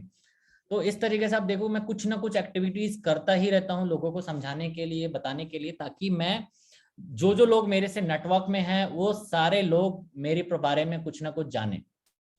ठीक है, सो ये मैंने प्रपोजल बता दिया आपको 1-to-1 लिंक्डइन के थ्रू बता दिया है। लिंक्डइन के अलावा बहुत सारे प्लेटफॉर्म्स हैं, लेकिन लिंक्डइन पे ही फोकस रखते हैं। उसके लिए क्या प्रोस्पेक्टिंग मैसेजेस होते हैं वो मैंने आपको स्टेप बाय स्टेप यहाँ पे प्रपोज कर रहा हूँ कि आप यहाँ पे एक प्रॉपर स्क्रिप्ट तैयार करें कि आपको क्लाइंट को क्या भेजना है। लाइक फॉर एग्जांपल आप देख सकते हो कि मैंने एक बहुत ही अच्छा ट्रीटमेंट दिया है, are you interested in building brand with Google news, ऐसे करके। ये हमारी पीआर सर्विसेज के लिए है।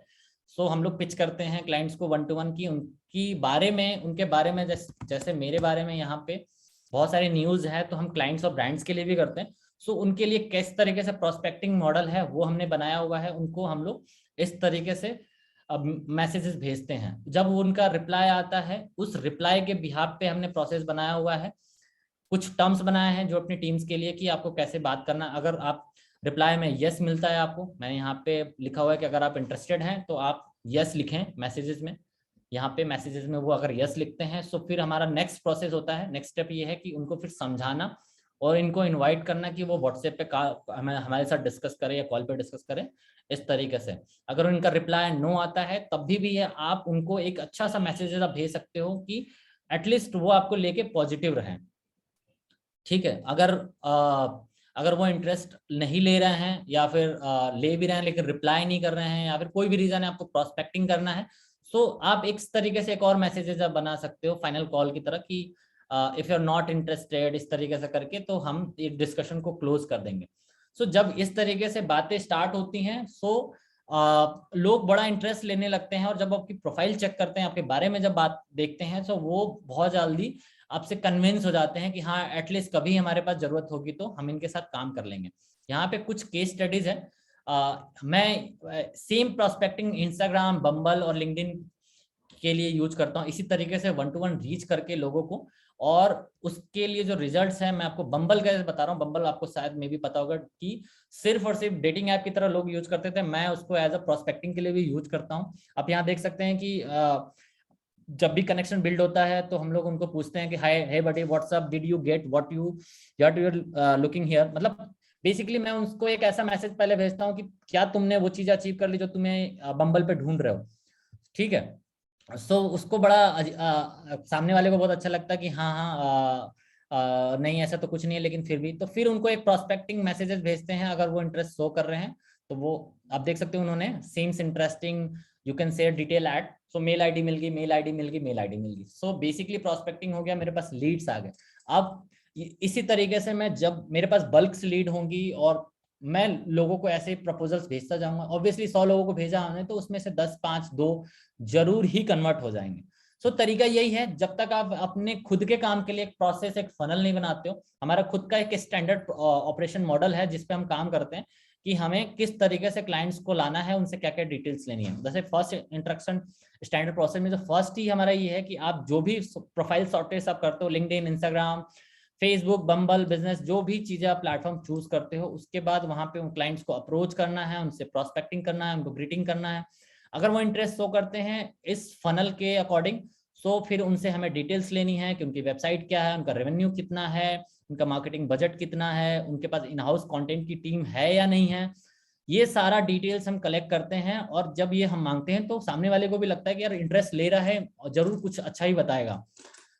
उसके बाद कॉल रखते हैं, कॉल पे समझाते हैं 20-25 मिनट में, 30 मिनट में। अगर वो कॉल से समझ में आता है उसको चीजें, तो फिर उस डिस्कशन के बिहाफ पे एक प्रपोजल प्रेजेंट करते हैं। प्रपोजल आने के बाद इनवॉइस जनरेट करके पेमेंट लेके काम करते हैं। सो यही है हमारा स्टैंडर्ड प्रोसेस। इस तरीके से हमारे पास B2B क्लाइंट आते हैं, सिर्फ इंडिया के नहीं, मैंने मल्टीपल कंट्रीज के क्लाइंट्स क्रैक किए हैं जो शकल भी नहीं देखा है उन्होंने मेरा, और वो उनके अच्छी खासी बिलिंग होती है हर महीने की। सो आप किस तरीके से अपने लिए लीड आप जनरेट करते हो वो बहुत ही इंपॉर्टेंट है। अगर आप क्लाइंट्स को बता रहे हो कि मार्केटिंग क्या होता है और क्लाइंट को समझा रहे हो कि मार्केटिंग करने से ये चीजें होती है, तो वो चीजें अपने लिए भी आप अप्लाई कर सकते हो। मैंने बहुत सारी चीजें की हुई है। 1-to-1 हम भी काम करते हैं, एडवर्टीजमेंट भी हम रन करते हैं, फेसबुक पे एडवर्टीजमेंट रन करते हैं। किसी को बिजनेस ग्रो करना है, कोई भी ऐसी सर्विस है जो उसमें हम लोग टारगेटिंग करके एक फनल बनाया हुआ है, वहां से भी लीड्स आती है हमारे पास। और वहां से लीड्स आने के बाद हम लोग फिर सेम प्रोसेस में फॉलो करते हैं। और भी तरीके हैं, और हर एक लीड्स को मॉनिटर करना बहुत ही इंपॉर्टेंट है। मैं आपको एक शीट दिखाता हूँ, 1 मिनट। हर एक लीड्स को मॉनिटर करना बहुत जरूरी है। जैसे ये एक लीड्स की शीट है, हमने फेसबुक एडवर्टीजमेंट रन किया था, और फेसबुक एडवर्टीजमेंट भी हम कैटेगरी बना के रन करते हैं कि डॉक्टर्स की लीड्स चाहिए हमें, किसकी लीड्स चाहिए, इस तरीके से सैंपल के लिए मैंने रखा हुआ है यहाँ पे बुकमार्क करके। सो यहाँ पे वो सारा हम डेटा कलेक्ट करते हैं कि उनके पास टीम है नहीं है, उनकी वेबसाइट क्या है, उनका मार्केटिंग बजट कितना है, उनके कॉम्पिटिटर कौन कौन से हैं, सारी चीजें डिटेल्स लेके फिर उनको हम लोग डिस्कशन स्टार्ट करते हैं। ऑब्वियसली आपके पास ईमेल आईडी है, फोन नंबर है, आप उनको किसी भी तरीके से पिच कर सकते हो, बार बार आप उनको प्रोस्पेक्टिंग करके, फॉलोअप लेके, या फिर रीमार्केटिंग वाले एडवर्टीजमेंट रन करके आप काम कर सकते हो। तो बहुत सारे तरीके हैं, आप क्या प्रेफर करते हो वो आपको 1 बाय 1 शॉर्टलिस्ट करना पड़ेगा, उसके ऊपर काम करना पड़ेगा, और इस तरीके से ही आप इसमें अचीव कर सकते हो। क्योंकि एंड डे में आप कितना भी अच्छा आप काम करते हो, आपके पास सेल्स नहीं है, आपके पास लीड्स नहीं है, तो ये इस बिजनेस मॉडल में आप फेल हो जाओगे। क्योंकि कंप्लीटली ये टाइम और टाइम का गेम है कि आप कितना टाइम देते हो और उस टाइम को इन्वेस्ट करके आप कितना बड़ा क्लाइंट आप पिक करते हो। ठीक है, अगर आपको इसमें ग्रोथ देखनी है कि आप कितना पैसा कमा सकते हो, तो मैं आपको एक सिंपल रफ आइडिया देता हूं कि अगर आप अपने लैंडिंग पेज पे या फिर अपने बिजनेस के लिए अगर आपने 10,000 इंटरेस्टेड लोगों की एक लिस्ट बना लिया, 10,000 लोगों से अपने 1 साल 2 साल के अंदर आपने अगर बिजनेस कर लिया, तो उन 10,000 लोगों में से 10,000 में से अगर 10% भी ओनली आपके सर्विसेज को लेके इंटरेस्टेड होते हैं, तो 10, अगर 10,000 का 10% भी आप लेते हो तो 1,000 हो गए। 1,000 लोगों को अगर आपने प्रपोजल दिया, मीटिंग किया, आपने डिस्कशन किया, सारी चीजें समझाई ढंग से, तो उसका भी अगर मैक्सिमम 10% भी कन्वर्जन आप रखते तो 100 क्लाइंट आप कन्वर्ट कर सकते हो। अगर 100 क्लाइंट भी आपने कन्वर्ट कर लिया और एक क्लाइंट को भी आपने मिनिमम 10,000 की सर्विसेज अगर आपने दे दी, तो हर महीने का आपके पास 10 लाख का बिजनेस आता है, तो साल का 1.2 CR का बिजनेस हो गया। इस तरीके से एक विजन है, आप B2B में बहुत पैसे अर्न कर सकते हो, लेकिन जब तक आपके पास सिस्टम नहीं होगा, टीम नहीं होगा, और आपके पास एक अपनी खुद की एक प्रोसेस मेथोलॉजी नहीं होगी कि कैसे काम करना है, तो ये सारी पैसा सिर्फ दूसरों के लिए अच्छा लगेगा, आप खुद नहीं अचीव कर पाओगे और एक लूप में फंस जाओगे। ठीक है, एंड यही है कि अब बहुत ज्यादा कुछ नहीं है, मैं इसको क्लोज ही करता हूँ। उसके बाद हम FAQ रखेंगे। ब्रांडिंग बहुत जरूरी है। अगर आप फ्रीलांसर हो, आप कंपनी चलाते हो, कुछ भी ऐसा करते हो, आपके पास अगर ब्रांडिंग नहीं है तो आप बहुत लंबा नहीं खेल सकते हो और अपने टाइम को आप सेव नहीं कर सकते हो। अगर आप ये सोचो कि अगर आपने आज बिजनेस किया, आपको इतना ही मेहनत करना पड़ रहा है, अगर अगले साल भी सेम बिजनेस मेहनत करना पड़ेगा या फिर ज्यादा मेहनत करना पड़ रहा है, इसका मतलब ये है कि आपने अपना खुद का ब्रांड बिल्ड नहीं किया। ठीक है, ब्रांडिंग अपने लिए भी करें, अपने लिए भी वो सारी चीजें करें, लोगों के बेसिकली क्या है मार्केटिंग का मतलब, लोगों के नजर में रहना कि आप आप कोई भी ऐसी चीजें देते हो, आप ऐसी कोई सर्विस प्रोवाइड करते हो, लोग आपके बारे में जानते रहें, जब उनको जरूरत हो तो ऑब्वियसली आपका नाम भी आए उनके दिमाग में कि इनसे काम कराना चाहिए। एग्जाम्पल के लिए नेल पटेल है, नेल पटेल को आप सब लोग जानते हैं कि नेल पटेल ने ऐसा ब्रांड बनाया हुआ है कि आज के डेट में हर कोई डिजिटल मार्केटिंग में है और नेल पटेल को वो जानते हैं। ऐसा जरूर नहीं कि आप 1 महीने 1 साल के अंदर अचीव कर ले, बट एटलीस्ट आप इसके ऊपर काम करें। जितना ज्यादा आप अपनी खुद की ब्रांड आप बिल्ड करोगे, ऑब्वियसली जैसे मैंने, बहुत ज्यादा तो नहीं बोलूंगा मैं, लेकिन हाँ जैसे मैंने एक पर्सनल ब्रांड बिल्ड किया है, सारी चीजें की, कोई भी कंपनी, कोई भी पर्सन अगर मेरे बारे में रिसर्च करता है, मेरी कंपनी के बारे में रिसर्च करता है, तो सब कुछ दिखे उसको, मतलब पूरा एक ये मैंने एक्वायर कर लिया। आप न्यूज में जाओगे तो न्यूज में दिखेगा, वीडियोस में जाओगे तो वीडियोस दिखेगा, इमेजेस में जाओगे तो इमेजेस दिखेगा, बुक्स में जाओ तो बुक्स दिखेंगे। मतलब हर एक जगह पे मैंने इस तरीके से ब्रांडिंग किया है। सोशल अकाउंट्स पे आप जाओगे तो वेरिफिकेशन दिखेगा, अच्छे पोस्ट दिखेंगे, हर जगह पे मैंने कवर किया है। इवन कि मैं कुछ कंपनीज के लिए एज एडिटोरियल काम भी करता हूँ, मतलब उनके लिए कंटेंट भी प्रिपेयर करता हूँ, जैसे योर स्टोरी हो गया, आपका TOI के लिए भी मैंने लिखा हुआ है कंटेंट, सेम जो आज प्रेजेंटेशन दे रहे हैं सेम उसके बारे में मैंने TOI पे लिखा हुआ है, पूरी डिटेल में मैंने उनको कंटेंट दिया। तो जब तक आप कंट्रीब्यूशन आप नहीं करते हो, जब तक आप अपनी ब्रांडिंग के लिए फनल नहीं क्रिएट करते हो, तब तक आपके पास ये सिस्टम पैसा नहीं जनरेट करके देगा। आज की डेट में ये है कि हम लोग बहुत ज्यादा आउटरीच पे काम नहीं करते हैं, रेफरेंस से और नेटवर्किंग से इतना ज्यादा काम आता है कि हम खुद भी नहीं हैंडल कर पा रहे हैं। हैंडल ना करने का मतलब ये है कि हम अब बिगर पिक्चर देख रहे हैं कि हमें अगले साल अब किस तरीके से लेके चलना अपनी एजेंसी को। अभी हम इस जितना भी हमारे पास काम आ रहा है उसको अब किस तरीके से हमें मैनेज करना है। यही है, ब्रांडिंग और मार्केटिंग का बहुत एडवांटेज है, और स्पेशली आप डिजिटल मार्केटिंग में है तो खुद के लिए भी करना ही पड़ेगा, ऑप्शंस नहीं है आपके पास। लास्ट पॉइंट ये है कि जो भी काम आप करते हैं हर एक काम की रिपोर्टिंग होनी चाहिए आपके पास। हर एक काम को आप ऑडिट करें, चाहे वो क्लाइंट के लिए करें, अपने लिए करें। कि लाइक फॉर एग्जांपल अगर आपको एडवर्टीजमेंट रन करना है तो आपने अगर 10,000 इन्वेस्ट किया, 20,000 इन्वेस्ट किया, कितने लीड्स आए, उस लीड से कितना कन्वर्जन हुआ, उससे कितना बेनिफिट हो रहा है, ये सारा कुछ रिपोर्ट्स आप रखें अपने पास, ऑडिट करते रहें, हिसाब लगाते रहें।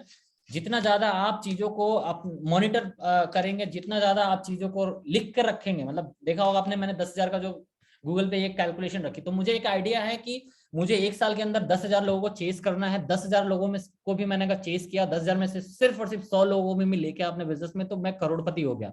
सो एक बिगर पिक्चर है मेरे दिमाग में, लेकिन जब तक आप इसको कैलकुलेट आप नहीं करोगे, अपने एक्सपेंसेस, अपने स्किल्स, अपनी टीम का नहीं मेजर करोगे, सो वो चीजें आप अचीव नहीं कर सकते हो। हाँ, इसके पीछे डिस्कशन ये भी है कि जरूरी नहीं है आप 100 क्लाइंट से ही वो चीजें अचीव कर सको। अगर आपकी सर्विसेज लाख रुपए की है, 2 लाख की है, सो आपको कम क्लाइंट की नीड होगी। सो वो सारा कुछ आप हिसाब लगाएं और उसके हिसाब से ही काम करें, मतलब प्रोसेस बनाए। बेसिकली आपने देखा होगा कि मैंने किस तरीके से पूरा एक प्रोसेस बनाया हुआ है। So that's all from my side. और अभी एफएक्यू का टाइम है, तो मैं प्रेजेंटेशन बंद कर रहा हूँ और आप मुझसे डिस्कशन कर सकते हैं। जितनी भी मेरे पास नॉलेज होगी, एक्सपीरियंस होगा, वो मैं आपके साथ शेयर करूंगा।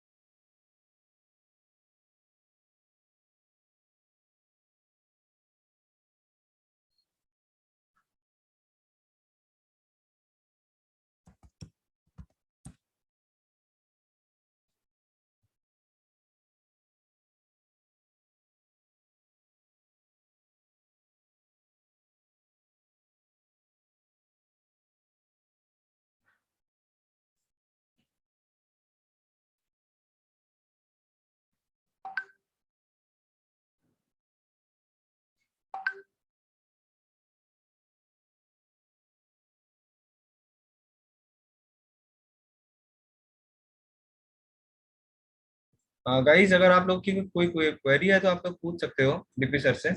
मैंने आप लोगों की जो माइक है अनम्यूट कर दी है, तो आप अपने माइक को अनम्यूट करके क्वेरी पूछ सकते हो। Hi sir, Amit here. Am I audible? नहीं, मेरे ख्याल में आपकी आवाज नहीं आ रही। और आ रही ओके।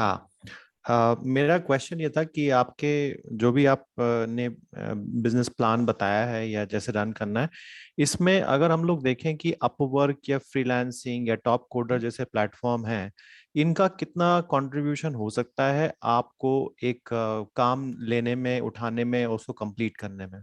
ठीक है। सो बेसिकली क्या है, मैं आपको बताता हूँ। अब जितनी भी फ्रीलांसर साइट्स थी, ये कहीं ना कहीं ये भी इस मॉडल को बहुत अच्छे से समझते हैं कि लोगों को बहुत नीड है आईटी और डिजिटल मार्केटिंग सर्विसेज के लिए। इसलिए उन्होंने इतना बड़ा प्लेटफॉर्म करके, बहुत ज्यादा मार्केटिंग करके उन्होंने सारा ट्रैफिक गेन कर लिया। सो ऑब्वियसली एक एडवांटेज है, लेकिन आप कंप्लीटली डिपेंडेंट हो गए आप तो फंस जाओगे। क्योंकि मैंने बहुत सारे ऐसे लोगों को देखा है जो अपवर्क के वजह से उनका बिजनेस बंद हो गया है। रीजन क्या है कि उनकी पूरी डिपेंडेंसी रहती है कि अपवर्क से ही प्रोजेक्ट आएगा तभी उनकी एजेंसी या उनका काम चलेगा। उन्होंने पैरेलली अपने लिए कोई भी फनल बिल्ड नहीं किया हुआ। सो हर एक प्लेटफॉर्म को एडवांटेज की तरह लो। अगर आज फेसबुक से मैं लीड जनरेट कर पा रहा हूं तो फेसबुक को एडवांटेज की तरह लो कि जब तक फेसबुक है तब तक पैसा बनाना है इससे। जिस दिन फेसबुक बंद हो गया तो मैं किसी और प्लेटफॉर्म पे चला जाऊंगा या पैरेलली उस प्लेटफॉर्म के बारे में समझता रहूंगा या काम करता रहूंगा। ठीक है। सो अपवर्क, फ्रीलांसिंग अच्छी साइट्स हैं। मैं पर्सनली काम किया है मैंने उस पर, लेकिन बहुत ज्यादा काम इसलिए नहीं किया क्योंकि मैंने इनिशियली पर्सनल ब्रांड और आउटरीच पे ज्यादा मतलब मैंने बिलीव किया। क्योंकि एंड गोल क्या है कि आपको टाइम कैलकुलेट करना है कि पूरे दिन आपका कितना जा रहा है आउटरीच करने में या प्रपोजल्स भेजने में। फॉर एग्जाम्पल, अपवर्क एक ऐसी साइट है जहां पे एक पर्टिकुलर वर्डप्रेस की वेबसाइट बनाने के लिए 50 लोगों ने बिडिंग कर रखी है कि मैं इतने बना दूंगा, मैं इतने बना। वहां पे पॉसिबिलिटीज बहुत ही कम है आपका प्रपोजल पिक होने में अगर आप बिगनर हो। ठीक है। सो सेफ साइड ये है कि अगर 50 जगह एक ही प्रोजेक्ट पे पिक किए हुए तो क्यों ना अपने लिए एक ऐसा फनल बिन करो ताकि आप 1-to-1 डिस्कस करो। जितना ज्यादा 1-to-1 आप डिस्कस करते हो उतना ज्यादा आप लोगों को समझा पाते हो। हाँ, अगर आपके पास टीम है नहीं है ये मैटर नहीं करता, लेकिन हाँ जरूर एक बंदा या फिर कोई भी ऐसा मेंबर अपनी टीम में इंक्लूड करें। अगर आप बड़े लेवल पे बिजनेस करना चाहते हैं तो जो अपवर्क पे ही काम कर सके। अगर आप फेसबुक हैंडल कर रहे हैं तो कोई लिंक्डइन के लिए हैंडल करने वाला हो, अगर आप लिंक्डइन हैंडल कर रहे हैं तो कोई अपवर्क के लिए हो, और पर्टिकुलर उसकी एक्सपर्टीज हो उस पर्टिकुलर प्लेटफॉर्म के लिए। क्योंकि मैं आपको बताऊं, मैं जरूरी नहीं है कि मैं इतनी सारी ज्ञान आपको दे दिया तो मैं अपवर्क पे बहुत अच्छा हूँ। अपवर्क में मैं बहुत फेल हुआ हूँ क्योंकि मेरे प्रपोजल नहीं शॉर्टलिस्ट होते। रीजन हो सकता है क्योंकि मेरे टर्म्स है कि मैं इतना ही पैसा लूंगा तभी काम करूंगा आज के हिसाब से। सो अब वहां पे मेरी बिडिंग शॉर्टलिस्ट होती नहीं, क्योंकि क्लाइंट को चाहिए मिनिमम कॉस्ट में मैक्सिमम आउटपुट। ठीक है, तो वहां पे मेरे लिए तो बहुत ज्यादा यूजफुल नहीं है। लेकिन हाँ कहीं ना कहीं मेरे टीम में अगर कोई बात करता है या फिर कोई ऐसी सर्विस या कोई हमारा वेंडर हमारे सेल्स क्लोज करके देता है तो कोई प्रॉब्लम नहीं है, हम लोग काम कर लेते हैं। सो हम लोग बेसिकली हम टाइम बेस स्किल बेस ऐसे मॉडल में है जिसमें सिर्फ और सिर्फ टाइम मैटर करता है कि आपका पूरा दिन का टाइम कितना जाता है और इसमें आप कितना पैसा बनाते हो। दिहाड़ी मजदूरी जैसे होते हैं ना कि दिन का काम करना है 500 रुपए मिलने शाम को, सेम आप इस चीज को लेके चलो कि अगर आपने पूरे दिन काम किया तो आपकी दिन की इनकम 1000 है, 2000 है, 10,000 है, 20,000 है, कितनी है। इस मॉडल पे जब तक आप काम नहीं करोगे तब तक आपको ना वो एंड में समझ में नहीं आएगा कि कितना आपने पैसा कमाया है। ठीक है, सो उसको यूटिलाइज करें, जितना यूटिलाइज कर सकते हैं जिस भी प्लेटफॉर्म को आप करें। बहुत ज्यादा ऑब्सेस ना रहें उस प्लेटफॉर्म को लेके और बहुत ज्यादा डिपेंडेंट ना रहें। अपने लिए फनल बनाएं कि कौन से फनल से आप काम कर सकते हो। जितना टाइम, एक कैलकुलेशन है मेरी पर्सनल कि जितना टाइम अगर मैं पूरे दिन लगा के वहां पे 1-to-1 बिडिंग करके प्रपोजल दे के सारी चीजें करके मैं कर रहा हूँ, उतने में क्या पता मैं 500 रुपए का ऐड लगाऊं और मेरे पास 4 लीड आ जाए, 5 लीड आ जाए और आराम से उनको डिस्कशन करके एक कन्वर्ट कर लूं मैं। तो ये भी एक सेफ साइड है। आप वहां पे टाइम लगा रहे हो, यहाँ पे पैसे लगा रहे हो। यहाँ पे आप आराम से अपने फेसबुक अपने फनल में डाला और मस्त चादर तान के आप सो जाओ, जब लीड आएगी शाम को बात करेंगे। शाम को बात किया, प्रपोजल भेजा आपने, अगले दिन अगर उसमें से कोई भी इंटरेस्टेड होता है अगले दिन से उसकी सर्विस स्टार्ट हो जाएगी। सो अपने लिए यूटिलाइज करेंगे कौन सा प्लेटफॉर्म आपके लिए अच्छा है। सर एक क्वेश्चन और था, आपने बताया था कि अपनी टीम को बिल्ड करें। इनफैक्ट आपके सारे सेशन में टीम के ऊपर आपने अच्छा खासा जोर दिया है, और ये हम सभी लोग जानते हैं कि टीम को बिल्ड करना एक बहुत इम्पोर्टेंट और लेकिन बहुत टफ काम होता है। क्योंकि इस फील्ड में कोई जरूरी नहीं कि आपके जैसे समझने वाले ही लोग आपसे जुड़े। अक्सर लोग एकदम अलग थॉट्स के मिलते हैं और उनके साथ आपकी चल नहीं पाती है। तो बेसिकली कोई ऐसा थंब रूल है या कुछ प्रिंसिपल है जिसको फॉलो करके आप अपनी टीम बिल्ड कर सकते हो? फर्स्ट तो ये है कि सबसे पहले ट्राई ये करें कि आपके ना कौन कौन से अच्छे मित्र हैं। ठीक है, क्योंकि आप उनके साथ ही आप उनको, चाहे आप गाली देके काम करो, चाहे जोर जबरदस्ती करो, लड़ाई झगड़े करके करो, लेकिन एंड डे वो आपके साथ ही रहते हैं। मेरे साथ एडवांटेज ये था कि मैं एक इंजीनियरिंग कॉलेज का था और सारे लोग अच्छी जगह पे प्लेस्ड हैं। सब लोग मतलब इतनी अर्न करते हैं कि वो अगर अगर उनको एक्स्ट्रा टाइम निकालना पड़ेगा तो बहुत इजीली निकाल सकते हैं। और साथ साथ जब मैं डिजिटल मार्केटिंग में था तो ये मुझे फर्स्ट डे से समझ में आ गया था कि मैं अकेले सारी सर्विसेज नहीं दे सकता, तो मुझे तो टीम चाहिए। तो मैं ना बहुत बिलीव करता हूँ इन्फ्लुएंस करने में लोगों को। मैं बहुत इन्फ्लुएंस करता हूँ लोगों को, अट्रैक्ट करता हूँ कि वो अगर मेरे से बात करे तो वो मेरे से जुड़े रहे, मुझे छोड़ के ना जाए। ये किसी के साथ भी हो सकता है, मैं या प्रेजेंटेशन के टाइम में बात करूं, क्लाइंट से बात करूं या फिर टीम बिल्ड करने में करूं। सो मेरा प्रायोरिटी यही रहता है कि मैं लोगों को इन्फ्लुएंस करूं। और कभी भी आप अपना प्रॉफिट उनके ऊपर मत देखो आप, क्योंकि अगर आप टीम बिल्ड करना चाहते हो और आपने ये सोचा कि वो मैं तो पैसे कमा लूं चाहे मेरे टीम मेंबर कमाए चाहे ना कमाए, जब ये आप अगर माइंडसेट लेके चलते हो तो कोई नहीं टिकता। मैं आपको बताता हूँ एग्जांपल के लिए, जब भी मेरे पास प्रोजेक्ट आता है, सो अगर फॉर एग्जांपल किसी फ्रीलांसर को मुझे अपनी टीम में लेके आना है, सो मेरा मैक्सिमम मेरा माइंडसेट रहता है कि इन उस फ्रीलांसर को पैसे ज्यादा से ज्यादा देने हैं, उसको कन्विंस करके रखना है कि ताकि वो मेरे साथ ही काम करे। ठीक है, अगर वो उसको ऑब्वियसली उस कम टाइम में ज्यादा पैसे मिल रहे हैं तो वो किसी और के लिए क्यों ट्रस्ट रहेगा उसका, वो ऑब्वियसली आपसे अटैच रहेगा और आपसे ही काम करेगा। हाँ, फाइंड आउट करना बहुत ही हार्ड है, आज की डेट में ट्रस्टेबल बंदे फाइंड आउट करना बहुत हार्ड है, लेकिन हाँ आपको करना पड़ेगा, इसका बहुत ज्यादा ऑप्शंस नहीं है। लोग आते जाएंगे, काम करते जाएंगे और आप फिल्टर होते जाओगे, 1 by 1 फिल्टर होते जाएंगे लोग आपके साथ, और 1 साल 1.5 साल 2 साल के अंदर हो जाएंगे आपके पास टीम। इवन की डिजिटल मार्केटिंग में ही बहुत सारे लोग जो 1-2 साल पहले मुझसे इन्होंने इसी चीज के ऊपर कंसल्ट किया था, तो उन्होंने पूछा था कि हम लोग भी घर से स्टार्ट करना चाहते हैं लेकिन बंदे नहीं मिल रहे ट्रस्टेबल। मैंने कहा इसका कोई ऑप्शन नहीं है, आपको ढूंढना भी पड़ेगा, काम भी करना पड़ेगा, पैसे टाइम दोनों खराब करने पड़ेंगे। लेकिन हाँ, अगर 20 लोग के साथ आपने काम किया तो 2 लोग आपके पास आ ही जाएंगे जो आपके साथ हमेशा एसोसिएट रहेंगे और आपके फेवर में काम करेंगे। यही है बेसिकली मेरे साथ, तो मेरा एक्सपीरियंस तो यही है। Hi, sir, Manish this side. Hi Manish. Actually इसी की बात में मुझे नाम मैं भूल गया इनका, जिनने ये क्वेश्चन रखा था सामने। मैं जस्ट ऐड करना चाहता था कि आप इस चीज के लिए भी तैयार रहें कि जैसे फॉर एग्जांपल अभी आपकी टीम में कोई बंदा आ रहा है, बहुत सारे लोग ना इस चीज से भी डरे रहते हैं कि आ तो जाएगा, फिर हमारी स्किल्स लेकर के ये अपना शुरू ना कर दें। तो उस चीज के लिए भी तैयार रहें कि जैसे आज आप कर रहे हैं वैसे कभी ना कभी वो हर किसी का हक है कि करेगा, लेकिन उस दौरान जब तक वो आपके साथ कर रहा है, आप इस माइंडसेट के साथ रहें कि हाँ ठीक है, मैं भी इससे कुछ सीख लूं, और सिखाने से भी आप ना डरें, क्योंकि अगर आप सिखा देंगे तो ये हो सकता है कि हाँ एक टू एंड फ्रो कनेक्शन बनेगा थॉट्स का, जिसकी वजह से कि वो टिकेगा आपके साथ। उसको ये रहेगा कि हाँ भाई कहीं ना कहीं तो मैं इसके साथ डिपेंडेंट हूँ, ठीक है आप कहीं ज्यादा हैं वो कहीं ज्यादा होगा, लेकिन एटलीस्ट ये जो टीम ब्रेक वाली चीज है ये भी ना आएगी। ये पर्सनल मैं एक्सपीरियंस से बता रहा हूँ आपका। उसके लिए मैं आपको सेफ साइड बताता हूँ जी। कि अगर आपको टीम बिल्ड करना, आपको लगता है कि आपको स्किल्स भी ना सिखानी पड़े, देखो स्किल्स ना सिखाने का तो कोई ऑप्शन ही नहीं है। जब जैसे आप किसी के साथ काम आप करोगे ना, वो सारी अच्छी चीजें बुरी चीजें सब सीख जाएगा वो। बिल्कुल। और अच्छी बात ये है कि ये ऐसी चीज है ना कि इसमें आपको किसी को कुछ सिखा दिया तो वो बहुत ज्यादा आपसे आगे बढ़ गया, पीछे बढ़ गया, ये कोई डिस्कशन का पॉइंट नहीं है। ऑब्वियसली अगर कोई काम आपसे सीखना चाहता है, आपके साथ एसोसिएट करना, तो वो एक टर्म्स होना चाहिए आपके पास कि भाई देख, मैं जैसे मैं टर्म्स बताता हूँ, शायद मे भी यहाँ पे कोई हो, शायद वो मेरी टीम का वो मेरे साथ मुझे असिस्ट कर रहे हैं वो 6-7 महीने से। मैं इनको क्लियरली बोलता हूँ कि देख भैया 1 रुपया नहीं दूंगा, अगर तुझे काम सीखना है तो ठीक है, लेकिन काम ऐसा सिखाऊंगा मैं कि 1 साल 2 साल के बाद तू अपने नाम का चेक काटेगा, तुझे जॉब ढूंढनी नहीं पड़ेगी। ये टर्म्स मैं पहले दे रखता हूँ कि अगर काम सीखना है तो आना पड़ेगा, पैसे नहीं दूंगा लेकिन काम करना। अगर वो टिकता है, डेफिनेटली अगर उसको सीखना है आपके साथ, तो वो आपके साथ काम करेगा और काम करेगा।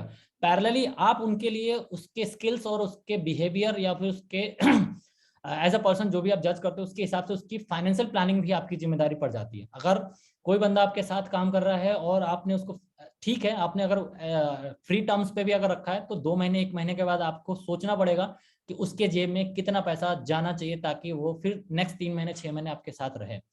ये तरीका होता है। जो आपने बात बोली, बहुत अच्छी बात बोली कि अगर आप किसी को सिखाते हो, आपकी टीम से आते हो, सीख के आपका वेंचर स्टार्ट कर सकता। मैंने भी यही काम किया था। जिस एजेंसी में मैं काम करता, 3 महीने के अंदर मैंने उनका सारा काम सीख के मैंने उसके अगले दिन ही अपनी एजेंसी स्टार्ट कर दी थी, 2 महीने रजिस्टर कर दिया था।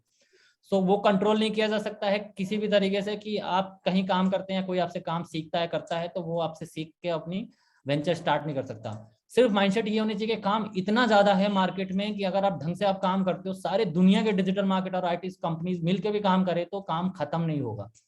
इतना काम है मार्केट में। अभी तो उन लोगों के ऊपर मार्केटिंग की जा रही है जो समझ रहे हैं। अभी सोचो कि इतना काम है कि जो लोग पता ही नहीं डिजिटल मार्केटिंग, जिन्होंने काम किया ही नहीं, सुना ही नहीं। मेरे पास ऐसे ऐसे क्लाइंट्स आते हैं, मैं नाम नहीं लूंगा, हैदराबाद के बहुत बड़े राजा फैमिली के जो उनके प्रिंस है जो बेसिकली वो मेरे क्लाइंट हैं, और उनको डिजिटल मार्केटिंग का डी भी नहीं पता। बहुत अरबों की कंपनी है उनकी, नोएडा सॉरी कनाडा, उनका कनाडा, दिल्ली, बहुत ऐसी जगह पे उन्होंने वेंचर बना रखा है। उनके पास टीम है, सब कुछ है, लेकिन उनको मार्केटिंग के बारे में नहीं पता, वेबसाइट नहीं पता। अब सोचो कि ऐसे ऐसे लोग भी अगर मार्केट में हैं, और तो एजेंडा सिर्फ ये होना चाहिए कि आपको ज्यादा से ज्यादा कैसे क्लाइंट्स ग्रैब करने हैं और ज्यादा से ज्यादा पैसे कैसे बनाने हैं। जो आएगा वो जाएगा, जो जाएगा वो फिर कहीं ना कहीं किसी ना किसी के साथ काम करेगा, या फिर बहुत सारे लोग घूम फिर के भी आ जाते हैं, समझ में जब आता है कि आपके साथ उनको ज्यादा बेनिफिट है in term of knowledge, in term of fund. Exactly. Good afternoon sir. Good afternoon. DP, एक सवाल है जो सर। जी जी। एक मिनट, कौन बोल रहे हैं? रविरंजन सर। एक मिनट रविरंजन, इसमें एक सवाल पूछना है अर्जुन ने कि ये जो डॉक्यूमेंट आपने मुझे दिखाया है और इन्होंने आपको गुरु मान लिया है, तो क्या ये डॉक्यूमेंट जो आपने दिखाया, क्या आप उसको शेयर कर सकते हैं? ऑब्वियसली मैं सैंपल्स दे दूंगा, एग्जैक्ट डॉक्यूमेंट नहीं दूंगा, तो क्योंकि ऑब्वियसली ये मेरी क्रीम है और मैंने इतने टाइम से काम कर करके इसको फिल्टर किया है, बनाया है। सो मैं दूंगा, सैंपल दे दूंगा ताकि आप उसको सीख सके, उसको जैसा अपने अपने काम के हिसाब से मॉडिफाई कर सके। जी जी जी जी, प्लीज प्लीज सैंपल्स शेयर कीजिएगा, ये मैं भी कहने वाला था। जी, आपको सैंपल मिल जाएगा, ठीक है? And Manish sir, good to see you after so many days. नहीं, मैं तो हमेशा आपके साथ ही हूँ, आप याद करिए। नहीं, मैं बहुत समय से नहीं था ना। अच्छा हाँ, तो ये एक बात हो सकती है, मेरा तो काम ही यही है। ठीक है, रविरंजन आप सवाल पूछ सकते हैं। जी sir, good afternoon sir. Good afternoon. Sir मेरा सवाल है कि सर आप ब्रांडिंग कैसे करते हैं? आपने डिजिटल मार्केटिंग की कोर्स किया है या कौन सी सीखा है? मैं सीख रहा हूँ और मुझे इसका नॉलेज भी है, जैसे फनल हो गया, ब्लॉग वगैरह हो गया, वेबसाइट हो गया, यूट्यूब पर चैनल आप क्रिएट कर सकते हैं, इंटरव्यू किसी का ले सकते हैं या दे सकते हैं अपने कॉम्पिटिटर का। आप सुबह उठ के कौन सा टूथपेस्ट यूज करते हैं आप? टूथपेस्ट तो मैं IMC का यूज करता हूँ। क्यों यूज करते हैं आप? क्या बोल रहे हैं सर? वही टूथपेस्ट आप क्यों यूज करते हैं? मेरे भैया हैं, वो सजेस्ट किए हैं। ऑब्वियसली इसी को ब्रांडिंग बोलते हैं। ब्रांडिंग का मतलब होता है कि जैसे आपको कोई चीज चाहिए और आपके पास ब्रांड का नाम हो, इसका मतलब होता है ब्रांडिंग। जैसे ही आपको कोई भी चीज, not in term of digital marketer, कि आपको साबुन चाहिए, तेल चाहिए, कब लैपटॉप चाहिए, फोन चाहिए, कुछ भी ऐसी चीज है, तो जो भी आपको चाहिए उससे अराउंड कौन से ब्रांड्स हैं, वही ब्रांडिंग। उन्होंने ऐसा बनाया हुआ है कि उन सब कोई उनके बारे में जानता है। हाँ, डिस्कशन ये भी हो सकता है कि आपका ऑडियंस क्या है। जरूरत पड़े तब, ना जरूरत पड़े भूल जाओ, दिक्कत नहीं। कैसे? मतलब डिस्कशन ये है कि आप बेसिकली अपने टारगेट ऑडियंस के ऊपर ब्रांडिंग कर सकते हैं। जैसे मेरा डिस्कशन है कि मैं डिजिटल मार्केटिंग में लोग मुझे जाने, या जो भी स्टार्टअप्स करते हैं वो मुझे जाने, तो उसके लिए मैंने अपने लिए अपनी ब्रांडिंग किया है, अपने लिए PR किया है, अपनी एडवर्टीजमेंट रन करता हूँ मैं, लिंक्डइन पे बहुत एक्टिव हूँ, बहुत ज्यादा कनेक्टेड हूँ लोगों से, बहुत सारी एक्टिविटीज करते हैं जिससे लोगों की नजर में रहे, कुछ ना कुछ इनोवेट करें आप। सर और एक दो क्वेश्चन था मेरा, जैसे कि अगर आप डिजिटल मार्केटिंग में बिगिनर हैं और सपोर्टेड आप जॉब करने जा रहे हैं कहीं पर, और अलग अलग इंडस्ट्री का आपको वेबसाइट या कोई भी एड कॉपी लिखने को मिल रहा है, तो आप ये कैसे कर सकते हैं? क्योंकि मुझे डिजिटल मार्केटिंग का ही पता है कि कैसे वेबसाइट बना सकता हूँ, और इंडस्ट्री का मैंने कोई इंडस्ट्री भी नहीं किया है। सो बेसिकली क्या है ना कि हर एक इंडस्ट्री के बारे में जब तक आप काम नहीं करोगे ना, तो उसके बारे में सीख नहीं सकते। ठीक है, सिंपल सा है, रूल ही एकदम सिंपल है कि जो भी इंडस्ट्री आप पिक करते हो उस इंडस्ट्री में आप काम करोगे, और जब काम करते रहोगे तभी एक्सपीरियंस होगा। आप सोचो कि अगर जैसे मोस्टली मैं हेल्थ इंडस्ट्री और डिजिटल एजुकेशन इंडस्ट्री के क्लाइंट्स पे काम करता हूँ, और कुछ हद तक रियल एस्टेट के क्लाइंट्स पे काम करता हूँ। ठीक है, जो अभी हमने कुछ साल से, मतलब कुछ महीने से बोल सकते हो, कुछ महीने से स्टार्ट किया। सो जब तक हम काम नहीं करोगे, फॉर एग्जांपल मैं एजुकेशन इंडस्ट्री के क्लाइंट के साथ काम कर रहा हूँ, और एजुकेशन इंडस्ट्री के क्लाइंट्स के बारे में, उस इंडस्ट्री के बारे में अच्छी पता है मुझे, लेकिन एकदम से मेरे पास रियल एस्टेट का क्लाइंट आ जाएगा तो मैं तो परफॉर्म नहीं कर पाऊंगा। तो रिस्क है वही है, आपने वेब सीरीज देखी होगी, रिस्क है तो इश्क है, वही वाला सीन है कि जब तक आप इंडस्ट्री में पैसे आप लगाओगे नहीं, टाइम नहीं लगाओगे, तो आप सीख नहीं सकते हो। हर एक चीज डेटा के ऊपर है कि कितना डेटा है आपके पास। आज मैंने आपके साथ देखो कितना सारा डेटा शेयर किया हर एक चीज के ऊपर। ठीक है, अभी ये तो बहुत ही इनिशियल लेवल का डेटा था। आप सोचो कि इतना डेटा, ये तो इनिशियल डेज में डेटा इतना है मेरे पास, बाकी कितना डेटा होगा मेरे पास काम करने के लिए, क्लाइंट्स लाने के लिए। जब तक आप काम नहीं करोगे तब तक आप डेटा नहीं कलेक्ट कर सकते हो। डेटा कलेक्ट करने के दो तरीके हैं, या तो आप ऐसे फर्म के साथ आप काम करो जिनके पास ऑलरेडी डेटा है, जो आपको शेयर कर सकते हैं, तो आपके पास क्विकली डेटा आता है, आप उसको रीड आउट करके, ऑडिट करके आप समझ सकते हो इंडस्ट्री कैसे चल रही है। या तो फिर ऑब्वियसली आपको परफॉर्म करके ही सीखना पड़ेगा।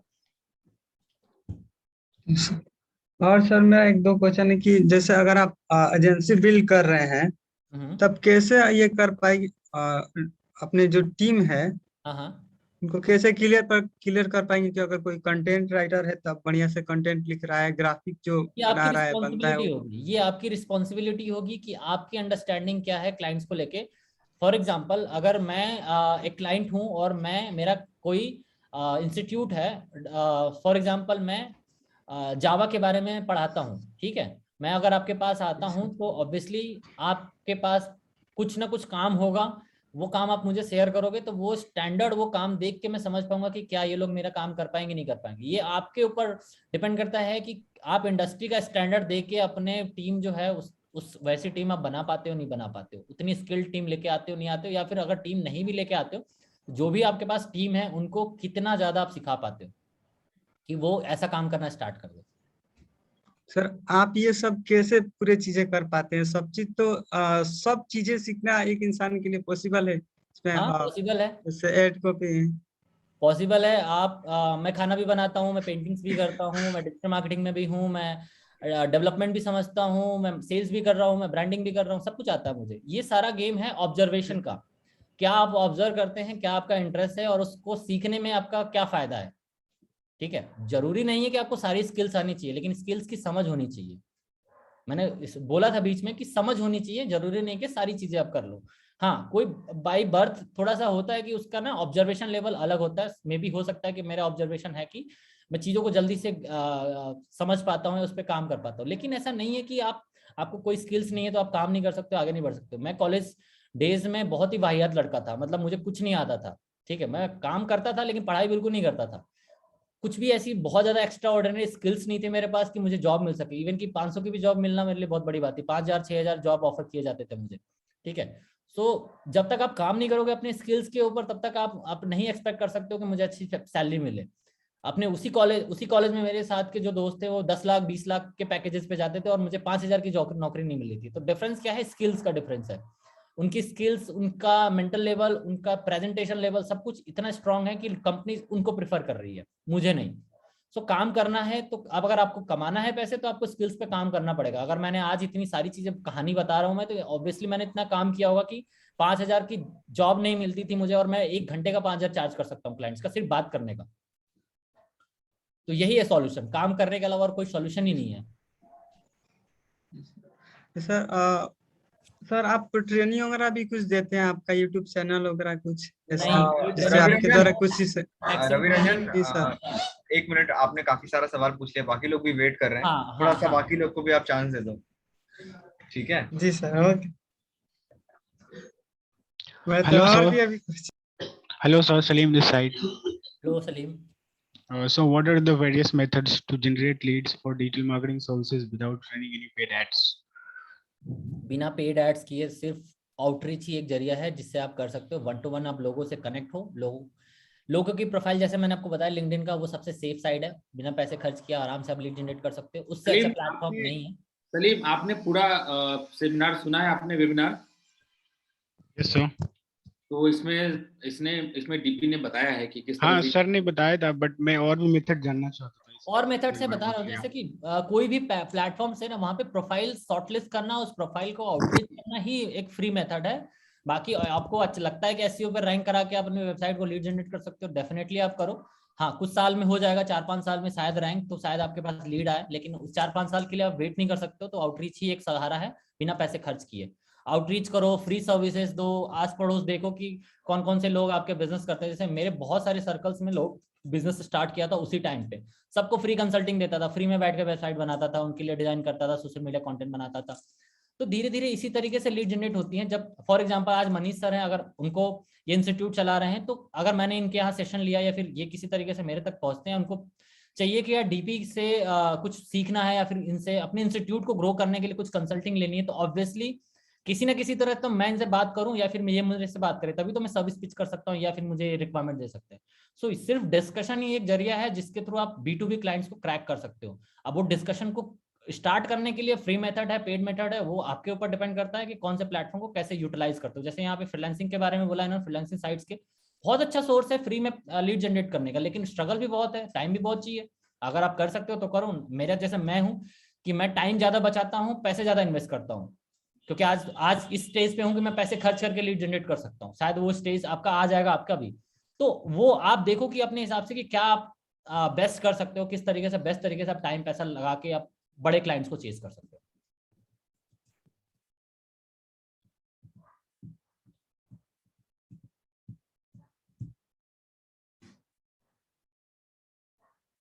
कोई हेलो सर। हेलो सर, मैं अभी डिजिटल मार्केटिंग लर्न कर रही हूँ PMS से। तो मेरा इनिशियली केटरिंग बिजनेस है जिसके लिए मैं डिजिटल मार्केटिंग लर्न कर रही हूँ। सो थ्रू लिंक्डइन में अपना केटरिंग बिजनेस में कैसे लीड्स वगैरह जनरेट कर सकती हूँ? अभी जो आपने बताया वो तो डिजिटल मार्केटिंग पर्सपेक्टिव से बताया, तो अगर इस अपने बिजनेस से रिलेट करना चाहूँ तो मैं किस तरह से कर सकती हूँ? कैटरिंग बिजनेस किस सिटी में है आपका? दिल्ली में।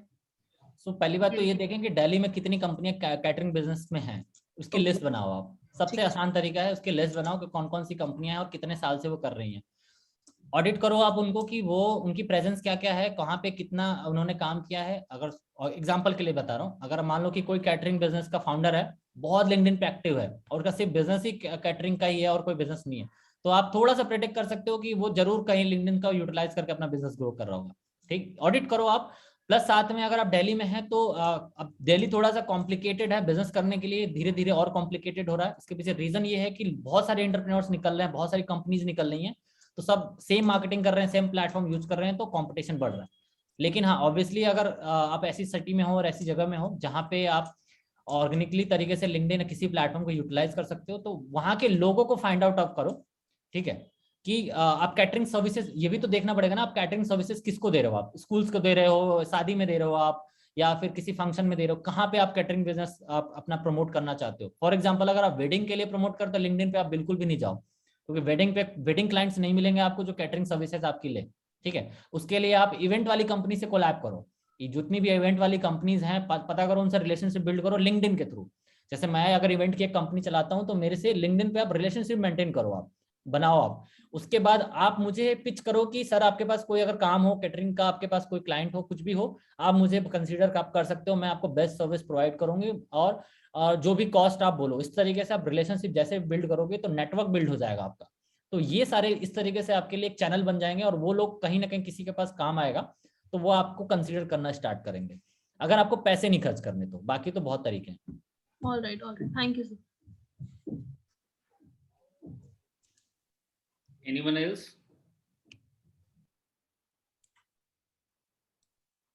कोई और जो पूछना चाहता हो?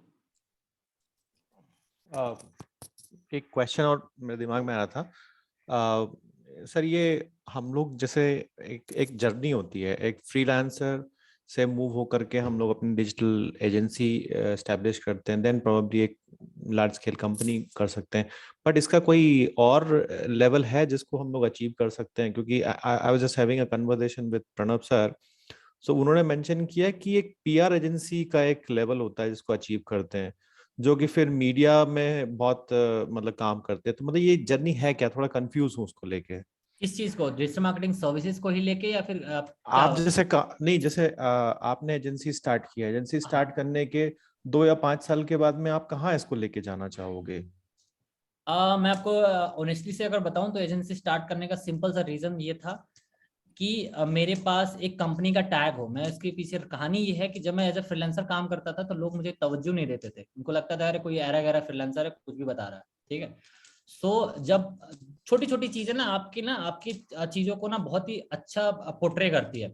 आपने सुना होगा कि लैपटॉप लेना है तो मैकबुक का लेना है, फोन मैकबुक का लेना है। जितनी भी बड़ी कंपनियां हैं एडवर्टीजमेंट की, मार्केटिंग की, पीआर की ना, इनके पास लग्जरियस चीजें होती है क्लाइंट को इन्फ्लुएंस करने के लिए। मैं ये नहीं बोलूँ कि आज आप ही खरीद लो, जस्ट एग्जांपल के लिए बता रहा हूँ। तो ये सारी चीजें जब मैंने ऑब्जर्व करा, छोटी छोटी चीजें, तो ऐसी क्या क्या एलिमेंट्स होने चाहिए जिस पे क्लाइंट की नजर जाती है। ऑब्वियसली वो भी एक ह्यूमन है, तो वो चीजों को ऑब्जर्व करेगा कि आपने कपड़े क्या पहने हुए हैं, आपके जूते कैसे हैं, आपके लैपटॉप कौन सा है, आपका फोन कौन सा है, आपका कम्युनिकेशन स्किल्स कैसी है, आपका बॉडी लैंग्वेज क्या है, ये सारा कुछ जज करते हैं। अगर ये सारी चीजें अगर business B2B business service business में आप देख रहे हो तो आप इसको बहुत बड़े तक लेवल तक लेके जा सकते हो। रीजन क्या है ऐसा बताने का? क्योंकि बहुत सारे फ्रीलांसर और बहुत सारे इनिशियल एजेंसी सोचते हैं ना कि सिर्फ 20,000 25,000 पर मंथ का एक क्लाइंट से कमा सकते हैं हम लोग। लिटरली एक एक क्लाइंट से आप करोड़ों कमा सकते हो, एक एक क्लाइंट से। उसके पीछे रीजन ये है कि वो क्लाइंट्स कैसा है और उसका काम कैसा है। एग्जाम्पल के लिए मैं बताता हूँ कि आपने देखा होगा हर साल बहुत बड़े बड़े प्लेटफॉर्म्स आते हैं, चाहे फूड डिलीवरी ऐप हो, चाहे आपका कोई भी किसी भी तरह का प्लेटफॉर्म्स आता है। ये सारे प्लेटफॉर्म्स स्टार्ट होते हैं किसी न किसी एजेंसी से या किसी न किसी छोटे कोर टीम से। ठीक है, सो बहुत सारे क्लाइंट्स ऐसे भी होते हैं जो इतना काम नहीं करना चाहते या फिर लोगों को हायर नहीं करते, तो वो कंपनीज को आउटसोर्स कर देते हैं अपना सारा प्रोजेक्ट, एक साल के कॉन्ट्रैक्ट पे, 6 महीने के कॉन्ट्रैक्ट पे, और इनकी जो बिलिंग होती है वो लाखों करोड़ों में होती है। सो ये लेवल है, अचीव किया जा सकता है। प्लस साथ में ऐसा बिल्कुल भी जरूरी नहीं है कि आप डिजिटल मार्केटिंग एजेंसी चला रहे हो तो आप उसको ही चलाते रहोगे लाइफ टाइम। जैसे मेरा गोल है कि डिजिटल मार्केटिंग चलाते चलाते मैं कुछ ना कुछ मार्केटिंग में कुछ ना टूल्स, कोई सॉफ्टवेयर, कोई प्लेटफॉर्म्स बिल्ड करो, और मैं काफी टाइम से लगा हुआ हूँ इस पे, काम भी कर रहा हूँ। एक बहुत ही वाहियात सा प्लेटफॉर्म है अभी के लिए जिसका यूआई बहुत ही बुरा है, वो मेरा प्लेटफॉर्म है ब्लॉगर करके। वो मीडियम की कॉपी मैंने इंडिया के लिए बनाई थी। वो मैंने एक्सपेरिमेंट किया था, पैसा लगाया, टाइम लगाया, वो ऑलमोस्ट फेल ही है। उसको बस रन करते हैं, कि जस्ट कि चलो अब इन्हें पैसा इन्वेस्ट कर दिया है, सर्वर कितनी कॉस्ट नहीं आ रही है तो कर रहे हैं। आज की डेट में क्या है कि उस पर कुछ नहीं तो हर दिन का 20 से 30 कंटेंट फ्री में आ जाता है मेरे पास। अगर मेरे पास टीम है, मेरे पास पैसा है, तो मैं उसको बहुत बड़े लेवल तक लेके जा सकता हूँ, अपने लिए एक पैसिव इनकम जनरेट कर सकता हूँ। ठीक है, सो इस तरीके का कंट्रीब्यूशन करके मैं अपना जो लेवल है नेक्स्ट 5 ईयर में मैं सोचता हूँ कि मैं कोई ना कोई बहुत ही बड़ा प्लेटफॉर्म बिल्ड कर दूंगा फ्यूचर में। जो भी मेरे डिजिटल मार्केटिंग स्किल्स है, आईटी रिलेटेड स्किल्स है या कोई भी ऐसी चीज है, वो मैं हमेशा फाइंड आउट करता हूँ कि इसको यूटिलाइज करके कोई ऐसा प्लेटफॉर्म क्या बनाया जा सकता है या नहीं बनाया जा सकता। इसके लिए मैं लोगों से कोलैब कर रहा हूँ, CTOs फाइंड आउट कर रहा हूँ, मतलब जो भी चीफ टेक्निकल ऑफिसर्स होते हैं, कॉलेज के दोस्तों को देख रहा हूँ कि कौन किस लेवल पे है और वो कितना कंट्रीब्यूशन कर सकता है। जब तक वो मेरे साथ नहीं आएंगे तब तक मैं कोई बहुत बड़ा प्लेटफॉर्म्स नहीं बना सकता हूँ। प्लेटफॉर्म बनाने के 2 ही ऑप्शन होते हैं, या तो पैसा इन्वेस्ट करो या तो टाइम इन्वेस्ट करो। अगर आपके पास सारे स्किल्ड लोग हैं तो आप बना सकते हो, उसमें पैसा नहीं लगेगा, क्योंकि कोडिंग का कोई पैसा नहीं होता या कोई प्लेटफॉर्म बिल्ड करने का कोई बहुत बड़ा पैसा नहीं लगता। लेकिन आपके पास नहीं है टीम, तो आप किसी ना किसी कंपनी या खुद कैसे भी मैनेज करोगे एम्प्लॉय हायर करके, तो पैसा चाहिए। सो डिस्कशन यही है, एंड मैं इसको कंक्लूड करता हूँ कि कोई लेवल नहीं है जिसको आप सोचो कि अचीव नहीं किया जा सकता। डिजिटल मार्केटिंग से बहुत कुछ किया जा सकता है, बहुत पैसा है इस इंडस्ट्री में। सिंपल ये है कि आप उसको कैसे लेके जा रहे हो, आपके पास कितनी स्ट्रॉन्ग टीम बिल्ड होती है, आप कितने स्किल्ड हो, आपका रिलेशनशिप बिल्ड करने का तरीका क्या है, लोग आपको लेके किस तरीके से पॉजिटिव हैं।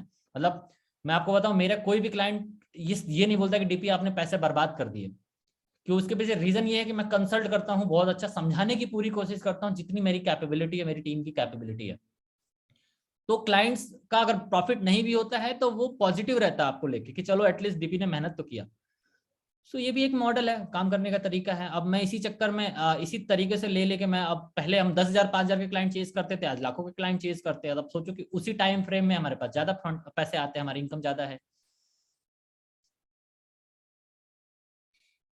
सर एक लास्ट क्वेश्चन अगर मैं पूछ सकूं अपनी तरफ से।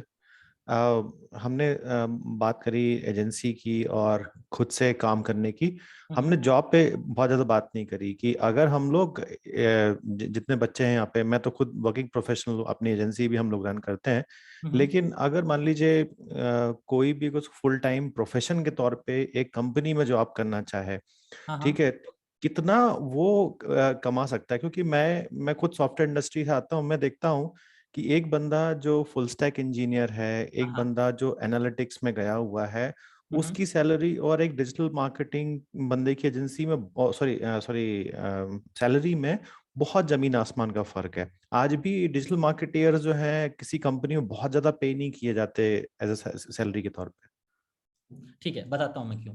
बेसिकली क्या है कि डिजिटल मार्केटिंग जो सर्विस है ये परफॉर्मेंस बेस है कम्प्लीटली, और इसकी कोई गारंटी नहीं है कि कोई भी प्रोफेशनल कोई भी बंदा आपको गारंटेड रिजल्ट ला के दे देगा फर्स्ट डे से, और एंड में भी आप एक बता नहीं सकते हो कि नहीं ये काम हो जाएगा कैसे भी, एनी हाउ मैं गारंटी देता हूँ, एग्रीमेंट साइन करता हूँ।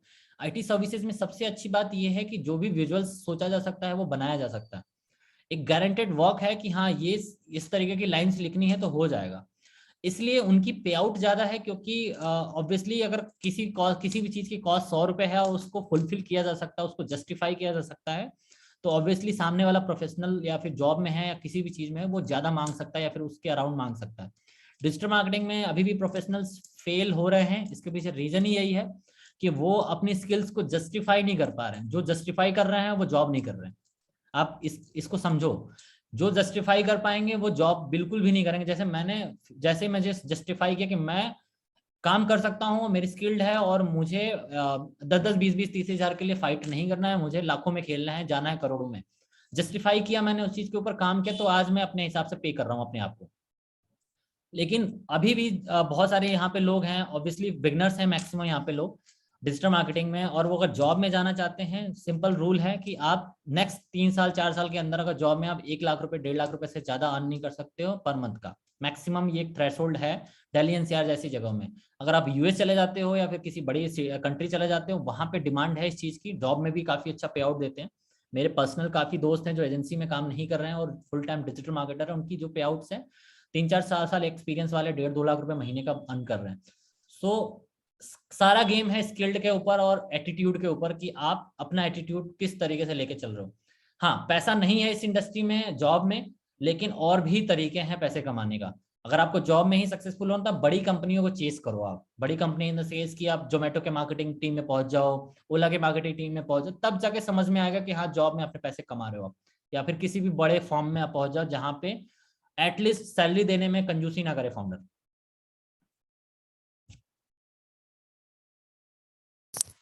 Thank you sir.